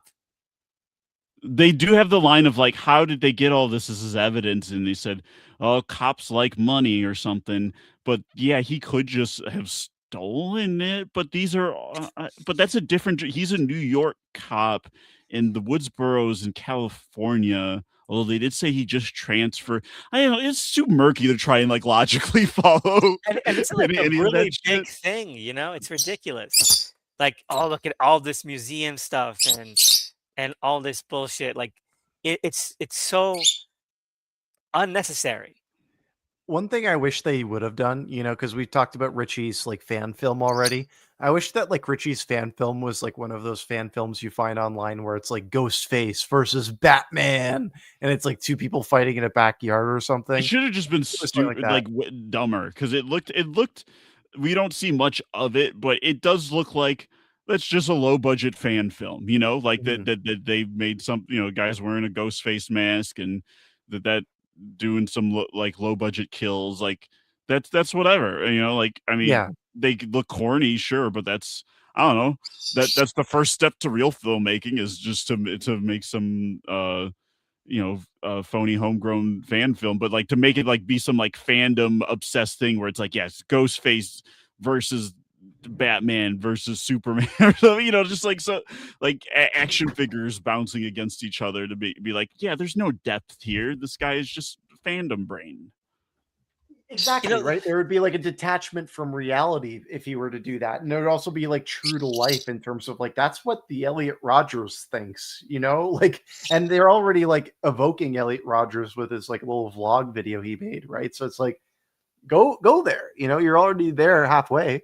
Yeah, that's the same thing in the first one. So not first one, the fifth one. Where like Richie, there's a lot more on the surface they could play with, but they just don't go that far. But I do want to say about that fan film that we see is that if you listen to it, it's just a mismatched collage of scenes from the other movies. dialogue and stuff. And I guess you could say that the same thing for the 5 and 6, man. So mismatched collages of the themes from our movies. So they got that right. We are living Richie's movie. It's Richie's world, man. You could say the same thing about 2 and 3 as well. Yes, but we don't like 2 and 3. We already established that. No no one's defending 2 and 3. I mean, I like those better than this kind of. I would rather. That's what I'm saying, though. It's like this is way better than those. No, I'm saying I'd rather rewatch 2 or 3 than 4. I'd rather watch 2 and 3 too, because they're old, man. They're old. They didn't know better back then. They didn't have it. They didn't know better. Yeah. Okay. Well. Okay. So maybe the issue is that we're reviewing this now and not like 20 years from now. Yeah. Like maybe in 20 years from now, you guys will be like, you know what? Slashers will be so bad, but in 20 years, it will be like, you know what? Scream 6, they were having fun. I'd watch Scream 6 over Scream 10. Yeah. That's when they really lost it. That's when they shifted over to AI only, right? And then like at that point, it's like I can't support that. Ghostface versus Mercy, man. Oh man! Imagine like Chris Pratt. He's like trying to defend himself from a ghost face who's like walking towards him. Like, my name is Detective Christopher Raven. I haven't seen that. I just know that from the trailer when he says his name is Detective Christopher Raven. That sounds like a line from like a David Cage game. Yes, right. They should have made it like a David Cage. You can decide if Chris Pratt gets found guilty or not. Like you get to choose like his decisions, and it's just him. You're staring at Chris Pratt's face as like 4 options hover around his head, and the audience has to vote. He has like little filler lines where he's like, "Come on, what's taking so long?" Like it's a video game. So the thing about Gale's not devastating is that I think that even though they have regressed her, I don't think they partitioned that or they justify that as well as they had to. Like her dialogue and just the way that she reacts to things is so good.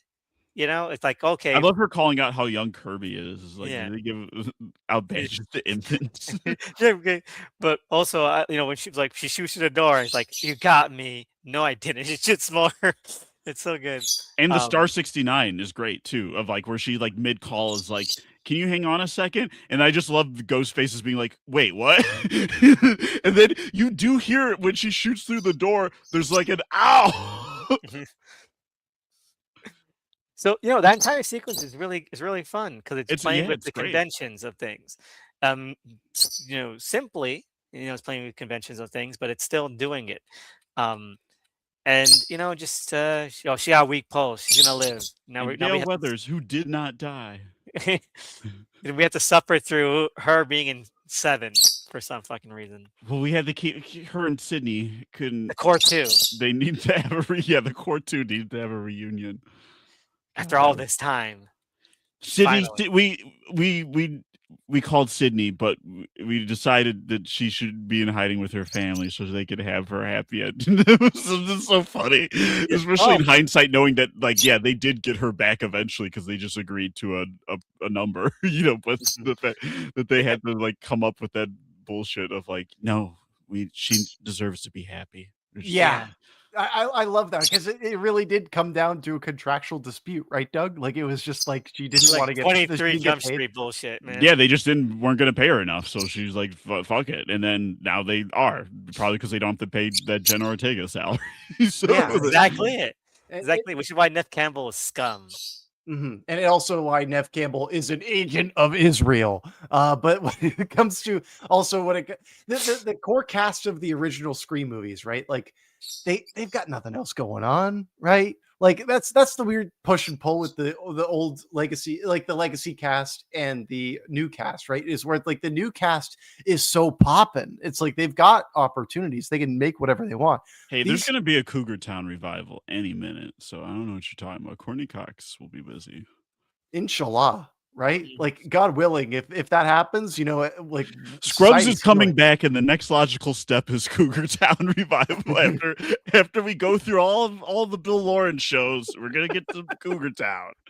We're gonna get it before the Community movie for sure. We're gonna get it before Ted Lasso season 4. I would lay down in front of Olivia Wilde's car before watching Ted Okay, Lasso I, for? I have a huge bone for Ted Lasso because that's one of the worst. Final season. No, not even, well, yes, but also just the love triangle in Ted Lasso's final season is just awful. It's one of the worst written ones I've ever heard in my life. Okay, because I almost erased it from my brain because of how nothing it is. So it's Keely and the and the angry two guy who soccer calls guys. people cunts, and then the other guy. Yeah, yeah. Yeah. So did it? So the entire season, like, did they go through what I thought was pretty mature, sort of like, okay, they're falling out of love, but they're not getting back together again because that's in the past, and they all sort of like decide and maturely kind of go their own way. They understand where they are. In the last two episodes of the fucking season, they're like, wait a minute, oh, even though we've gone our ways 3 episodes ago, and we've sort of seeding out other relationships, we suddenly both still love you, Keely. And then like the last was like, well, I'm going to choose myself. And then, oh, how brave, but you really broke up maturely like 5 episodes ago. Why are we retreading this right now? Yeah, Ted Lasso or just sucks. have the conclusion just be like, we're just gonna be a throuple, Yeah, all fuck each other. it's ridiculous. Anyway, they also have Slashers Romans. have no rules against polyamory. Sorry, I just wanted to get that out there. They have the Happy Birthday Roman banner. This movie has no fucking class, man. You said show because you know how classless Scream season 2 is going to No, it's be. because it reminds me of the show. Okay. Yeah, that's weird. Actually, the weird thing about this and 5 is that there are a lot of weird parallels with the show. It's all better for sure, but it's like there are weird parallels with the first 2 seasons of Because you know what? the Because they Scream show. because both of these things are pulling from the same material. They have no original ideas. And whatever misogyny you guys have complaints about the radio silence stuff. Ooh, I can't wait to talk about Scream 2. Sorry, Scream season 2. Like it's Oh, nuts. okay. Have you finished watching Scream season 1, Doug? I'm almost. I just have like one more episode. Okay. Doug, if you were doing anything else, I would understand. Like that Yeah, is like I'm ooh, watching The Pit. I'm watching like yeah, good TV. yeah. You're not doing self harm. Like Anyway, so Chad gets stabbed like 30 times and he lives. Yeah, a dude who definitely would die from that. If that had been his death too, that would have been fine. I would have been fine with But that. they because let's count. I'm gonna count them right now, live. Okay. All right. So let's see here. I'm gonna count them starting right now. Okay. It's a lot. 1. Okay. Got stabbed 1 time. Okay. Let's count it right now. All right. 2 and 3. All right. 4 and 5, 6, 7, 8, 9, 10, 11. You got stabbed 11 times. It's insane. Insane you're stuff. talking like that's some 50 Cent level stuff right there. And he lives. And he I mean, lives. I guess it is good they didn't kill any of these characters because they would have had to retcon shit when they lose Jenna Ortega and Melissa Barrera. They had to be like, actually they survived. Like so they already did that. They pre-covered their bases, almost like they knew.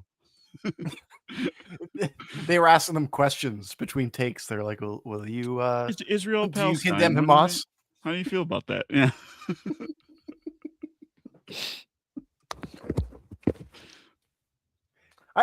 Actually, on that note, I think that Mason Gooding has been on the Hassan Piker broadcast before, which is just a weird detail to add into this conversation. Like I want to, well, I don't want to say I want to give everyone benefit of the doubt, but there are people who are still in those movies where I'm like, yeah, maybe you don't have horrible politics, but you're still agreeing to be in the Zionist piece of shit. So like, I can't give you the benefit of the doubt. Like what? Exactly. Exactly. I don't want to get the benefit out either, because like how can you? And none of your little like my character is a they them. I've canonized it. Who gives a fuck? Who gives a Yeah, fuck? It maybe you doesn't should matter have if people stood are by your dying. co-star when they got fired for bullshit political reasons. Like, I don't know. Not Like, even the ghost star. The directors left.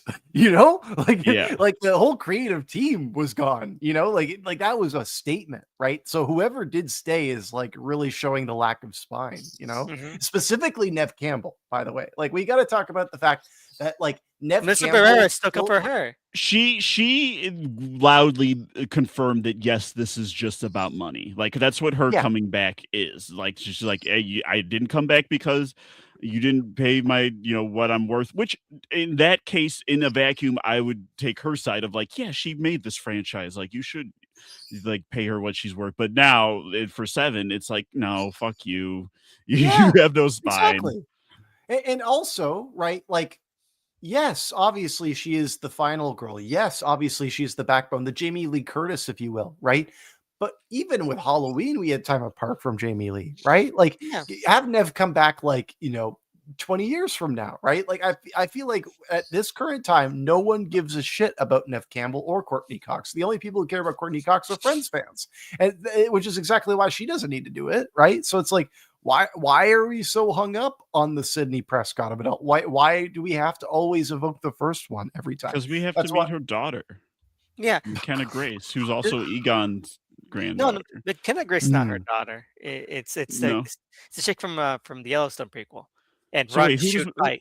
who's McKenna Grace She's play? playing she's playing the Tatum, but not Tatum. Channing? Wait, was that a reference in Scream 4 that by showing Channing Tatum's abs, was that a reference to Tatum? Maybe. Let's Step see. Up was a phenomenon. So Scream 4 just gets better and better in my eyes. Oh, okay, yeah. Isabel May is playing Tatum Prescott, and that's Sydney's kid. Like, I don't understand. Like, again, like we mentioned before, Sydney's story is over. There's no point to any of these anymore. They even saying this, so let's have her happy. Timothy Simons is going to be in Scream 7. I'm just looking at this cast list. I'm like, what is this random? So you guys have read the leaks. Can you guys tell me if the Prescott children are the killers? No. They are I not. mean, wouldn't that be a great idea?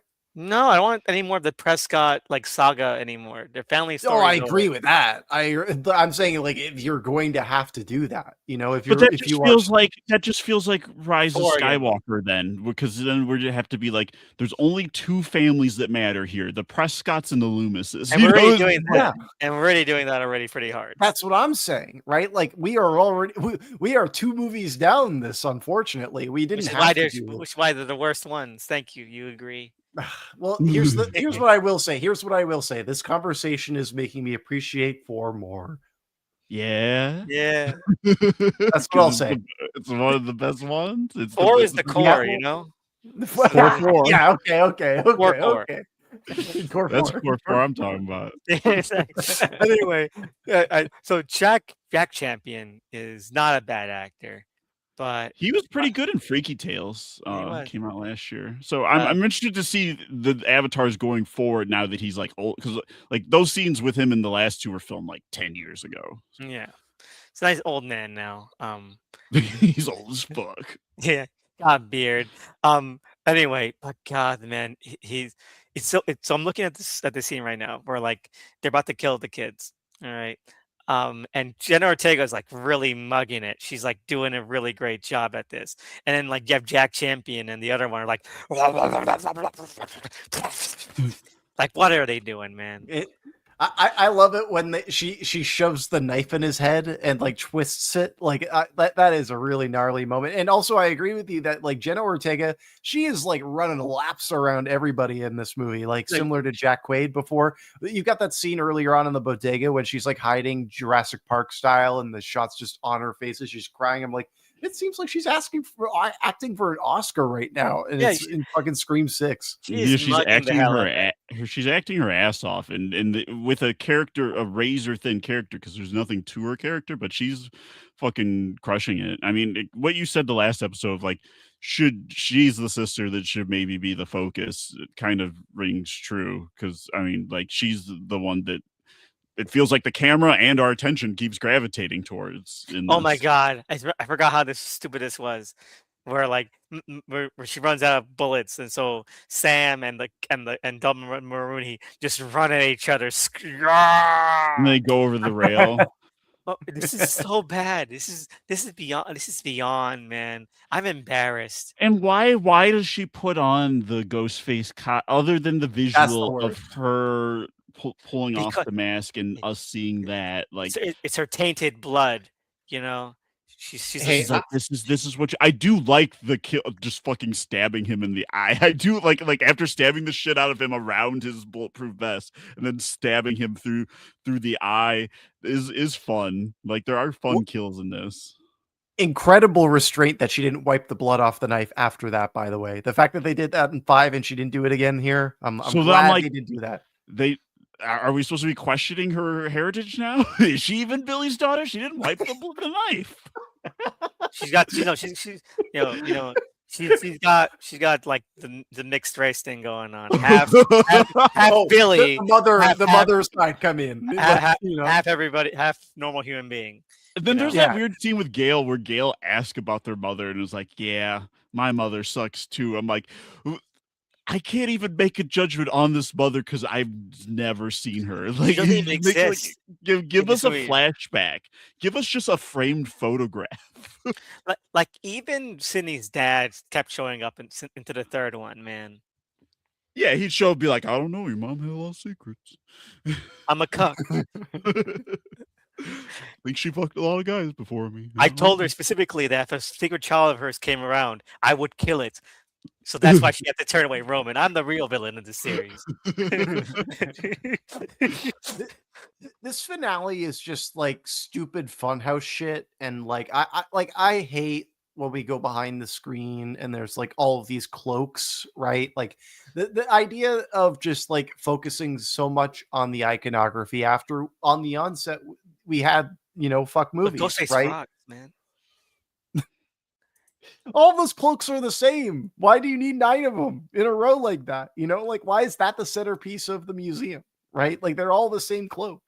What I do Right. like is that, like, the idea of that the cloak is the iconography. I think that that's also a situation where I'm like, yeah, that's actually getting at what we were saying about before with like the mask isn't the thing, right? But again, it's the fact that it's like so like worshipped. It should either be full incel arc where it's talking about radicalization, or it should just be about like, we just love Scream so much and this is the problem. Right, but they're afraid to commit to either one because They they should have burned everything down. Yeah. Yeah. That Both- would have been both the yes, pointed yeah. imagery of them just like, yeah, burning the museum. Why did they leave it there? Why doesn't it end like Inglorious Bastards?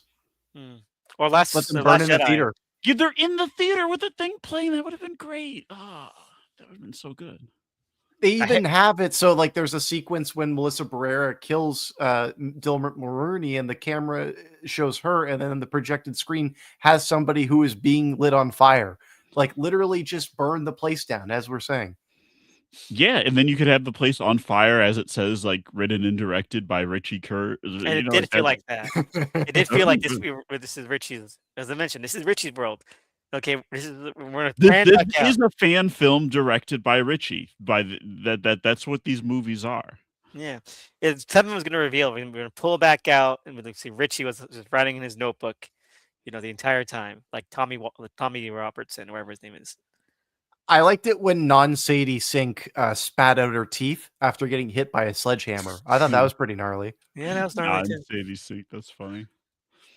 Why did when I was watching this, I was like, "That is Sadie Sink," and She then looks, I was, it's strikingly like I kept going back to her IMDb, and I'm like, are you sure? No way. She's chunkier in the I cheeks. think we're just being racist to gingers, but You it's are. also valid, You are. You ginger sighting freaks. I'm allowed because I am a ginger, Like, You're next on the list. I'm allowed because they're not real people. I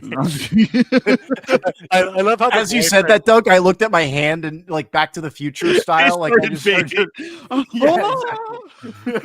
no! I love how the boyfriend busts in with the cops. He's like, "Get out of the way!" And one goes on to hug Marissa Barrera. He just pushes the cop out of the way.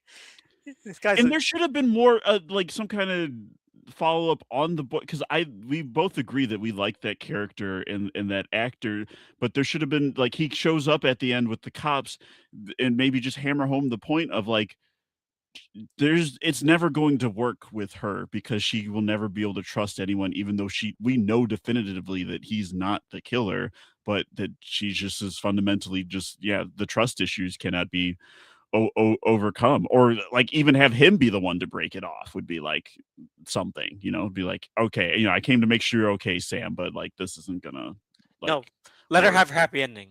Okay. The That's what problem is someone should say the next movie. That Sam is off in hiding with what's the boyfriend's name? Danny. Danny. They're off together with they Tara. deserve The three of them happiness. are in hiding. They With need their happy. the happy ending. ending.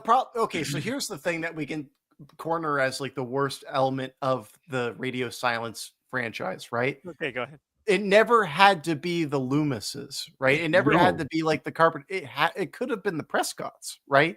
Like, why couldn't Barrera have been Prescott's child, Or right? just new characters. Like characters. That too, obviously, right? because That would have been the Thor best did option. I mean, Four had Sydney's niece, but like most of the younger cast were not related to anybody. They were just new characters who had elements of characters that we saw before.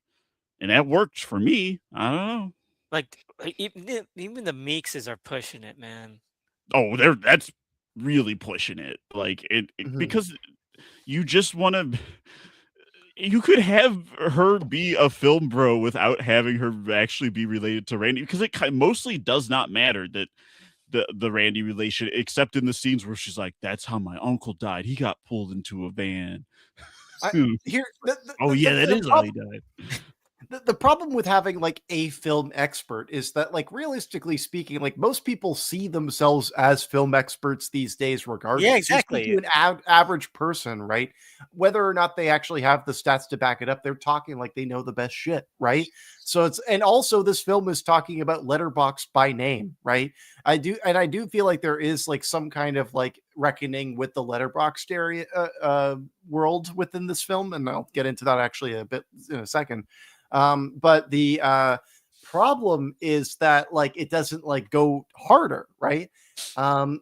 Actually, on the note, I'll just get it right into it. Actually, this film references a lot of giallos early on, and I do like the fact that this film actually is a giallo for a large part. But it's like even in the finale, sorry. No, I was just saying, like, I like the look of the film. Yeah, it's actually really well photographed, even if it's Montreal.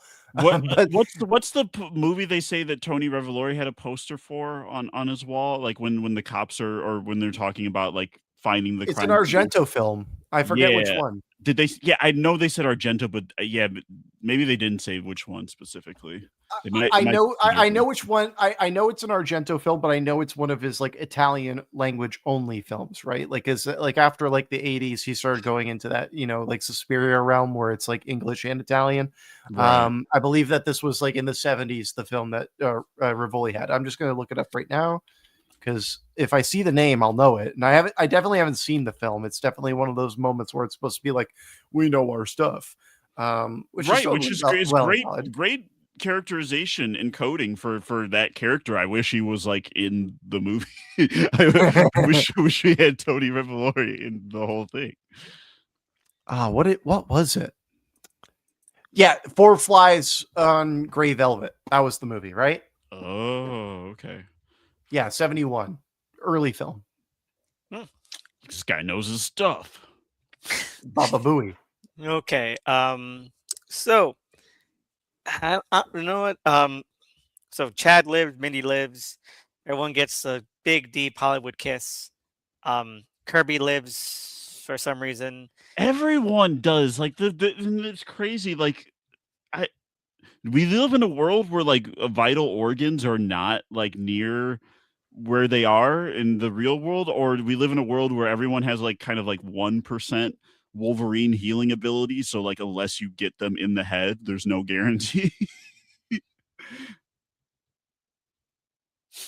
Yeah, they literally treat ghost faces like zombies, right? Like it's an issue that, and also let's talk about the fact, because this is just like something we have not alluded to ever, right? Kirby died in 4, right? Like there was no gray area there. There's no gray area in the movie, but Wes did want to bring her back. He'd want when they had come on, like which is awesome. Let's be honest. Yeah, she's great, and I understand him wanting that because she's a great character and a lot of fun. But I'm sure he also wasn't like, Yeah, I really wanted to bring her back and make her an FBI agent. Exactly. That's what I was saying at the beginning, right? Like, Kirby being alive is whatever, but the fact that they're bringing her back and it's the way to bring her back, the Mhm. time Because for her being FBI doesn't matter other than her having a gun and and the they Mhm. use a propaganda. van.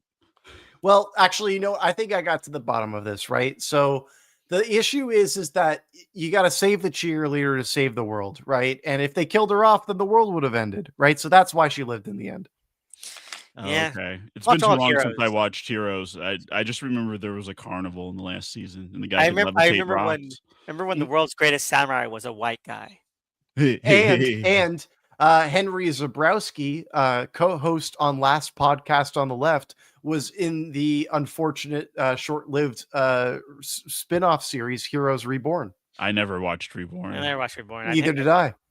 Did it have any of the returning cast or was it just it, like it had the No, it's like a new thing, I think. no, it had some of the training cast. I think it had the horn rimmed glasses guy. it Did had they have him? Zachary Quinto? Yeah. It, Ah, It had Zachary Levi. We have a Ah! Zachary in there. no. any, Don't anyway, ask him his opinions on vaccines. Sorry, go ahead. Vaccine so man. You've I'm arrived. so let's see here. I have nothing else to say about this one. I like honestly, what the only thing I'll say In a is like, month, I'm gonna be like, 6. It yeah, was just really goofy What and I'll say about 6 we're just having a good time. is that it closes off nicely. Like it's That stupid. could be the walking away point. There is a clean like Break. that Mhm. we've resolved it. The carpenters resolved. Hmm. Like that's it. Like that's why I also don't really care that much about them not being in 7. 7 has its own issues, but like It's just the I reasons they're not in it that yeah, that they're are stupid. annoying. Yeah, and It ridiculous and disgusting. Yeah, but like Th- that's it. They should be done. I don't want it. I don't want there to be another forced sequel, and they're still doing it. They're still doing it, but clean break. It's nice the image. And Yeah, her dropping the mask. Yeah, it's fine. It would have been better if it was the Ghostface Museum on fire, but yeah, I'll take it. there needs to be a clean break. We need to get rid of the old cast, right? Like there's a lot of shit weighing this franchise down. And realistically speaking, it should be a lot more brutal to meet the moment with like Terrifier, right? Like, why aren't we watching what actual slashers are like? Instead, this has just become like the boomers show that they watch before bed, right? Like this is representing the old generation of slashers more than the new generation. But to go back to what I was saying at the beginning of this podcast, this movie's a lot of fun. I think this movie's actually like a really enjoyable time to like experience as a fun house. And as we already know with Dead Silence, they do fun house well. And I think that when it's an experiential driven thing, I can overlook a lot of the shortcomings narratively because we're 6 movies deep. None of these movies have been that great. And I think that like at least this has Absolutely. some things that are like worrying by that make me enjoy it. That being said, I will retract that this movie is the best since first. I will agree with you guys that the fourth one is the second best. Okay. okay, I'm putting my knife down. we're all in agreement. You wipe the knife. You wipe the knife. I think we're all in agreement then on that at least. But I totally agree too. Like there's a point in this where where there's a flip. Like I can enjoy this as its own thing, but then it just doesn't want to be its own thing. It claws away at being its own thing. It literally You know? builds a monument to itself and is like, look, but not in like an ironic, self-knowing way, in a way of like, this is important actually, and we agree that this is important. Like it's just gone so far up its own asshole where it doesn't feel like there's any coherent commentary on like definitely no commentary on horror, and the pop culture stuff just feels very flimsy also because of it. Mhm. This movie is getting lapped by other franchises at this point, Yes, right? And yes. and like at this point, it's like Scream no longer can meet the moment, nor does it know how to, and it's largely held back not by the like. And I'm saying this earnestly. I don't think like it's Radio Silence's fault. I truly think this is a problem that's top down. It's the same issues that's going on with the Nightmare on Elm Street franchise. It's New Line Cinemas. I think New Line Cinemas is a terrible production company. I think they have no idea what they're doing, especially right now. They were great in the 80s and 90s and 2000s, but I just don't think they understand what to do with franchise filmmaking, especially in the horror genre It's a at this current point. preciousness. It's a preciousness. Exactly. Like, Because it's their only viable IP at this point. That it was the thing that like catapulted them to the success, and now they have no idea what to do with it. the thing about like bringing up 4 and stuff, bring up 4, like 4, like if you look at it, it's especially in comparison to the other sequels, it feels a lot more daring in like a couple of ways because it brings back the legacy characters, but it also sidelines them, and it's more talky, and it is a lot more scathing in some ways, and it kind of brings kind of like a CW nature to it. But I think it does that in a very kind of pointed way. And all the other ones, like they keep wanting to go back to like this used to be good, you know? And that like I don't want a nostalgia trip. I don't. I never did. For any kind of sequel, I don't want a nostalgia trip. I always want to be Because I thought the movie's also saying that that's bad. Like, are we not supposed? Are we supposed to be following Richie's ethos or not? You know, like that's what Richie would want is a nostalgia trip. we gotta do it right this time, and I don't care. I don't care. The problem is that it's become self-reflexive to the point of cannibalism. It Mhm. needs to remove itself from the iconography of the franchise and talk Yeah. about the genre itself, right? And the fact that this film does get this giallo, right? That's talking about the roots of slasher films. That's Mm, why I'm going with it a little more, right? mm, The problem is that like what in 4, especially in the last few minutes of that film, it felt like Wes Craven was putting the slasher to bed, you right? did. Mhm. And I don't think that anybody has woken it up since Terrifier. Love it or hate it, I think that Terrifier is the franchise that is meeting the moment, and I think that we need to rectify with that in a more appropriate fashion, and I just don't think that Scream is the venue to do it if they're not gonna get as gnarly as those films. No, 'cause I think it knows. I think it knows it's not meeting the moment, which is why we're going back to like the Sidney Prescott soap opera. It just wants to be. It wants like, oh, here's the lore. Here for Sydney is now. That's what we have now. Like we Oh, just can't like lore. really comment on it. So it's just these characters and this lore. Do we know why? Because after the Radio Silence team left, the original replacement before Williamson was the Happy Death Day director, Christopher Mm, Landon. And mm. was it Yeah. like was it creative differences or He was got shouted at. He got shouted out on the internet and he dropped out. Like Yeah, 'cause everybody was like, oh "Yeah, how could because you for do this?" taking the job at that time? That's Yeah. yeah, yeah. 'cause Barrera got fired and he kept staying on, and it was like, why the fuck are you staying on? He's like, he's got hounded, and he's like, I'm not. I think I I'm remember yeah. that, and because he did try and post some kind of defense of it initially, of like that Yeah. he's just It was taking so the it's pithy and just a like it job. doesn't mean yeah, exactly. He was like, it has nothing to do with like personal differences. And it's like, well, actually, it's nothing to do with personal differences, but it has everything to do with political differences. You know what I mean? Right. Yeah, Right. so he came off like a little limp dick weirdo, you know?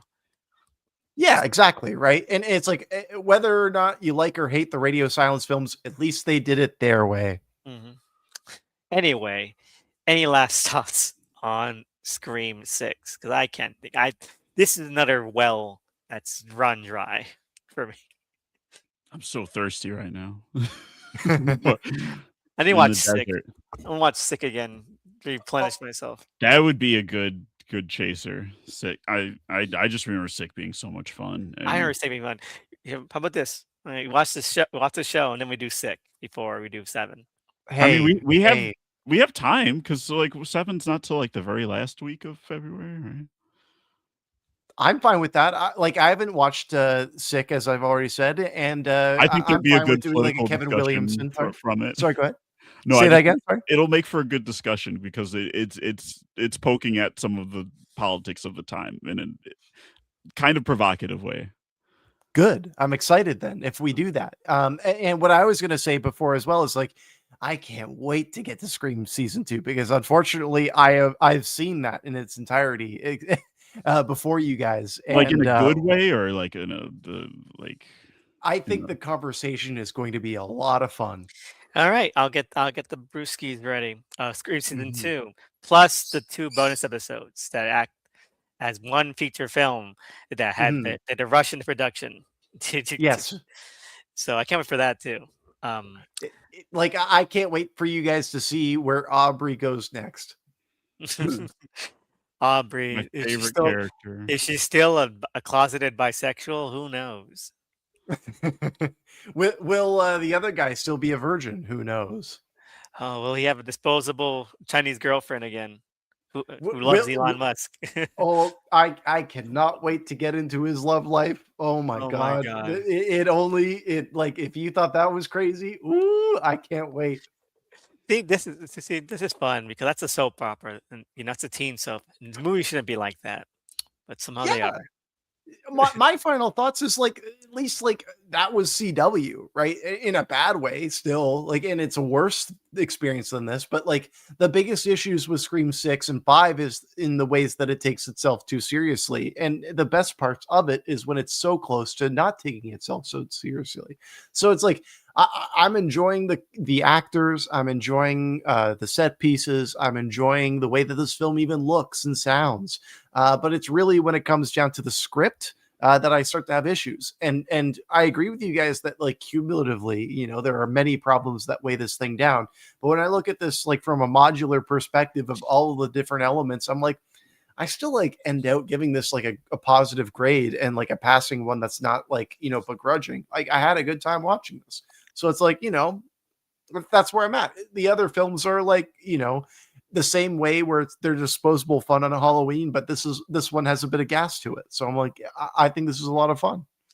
I know I want to agree with you, but I'm always like a what's the last taste like, kind of guy. Sure, It's and got that's fair.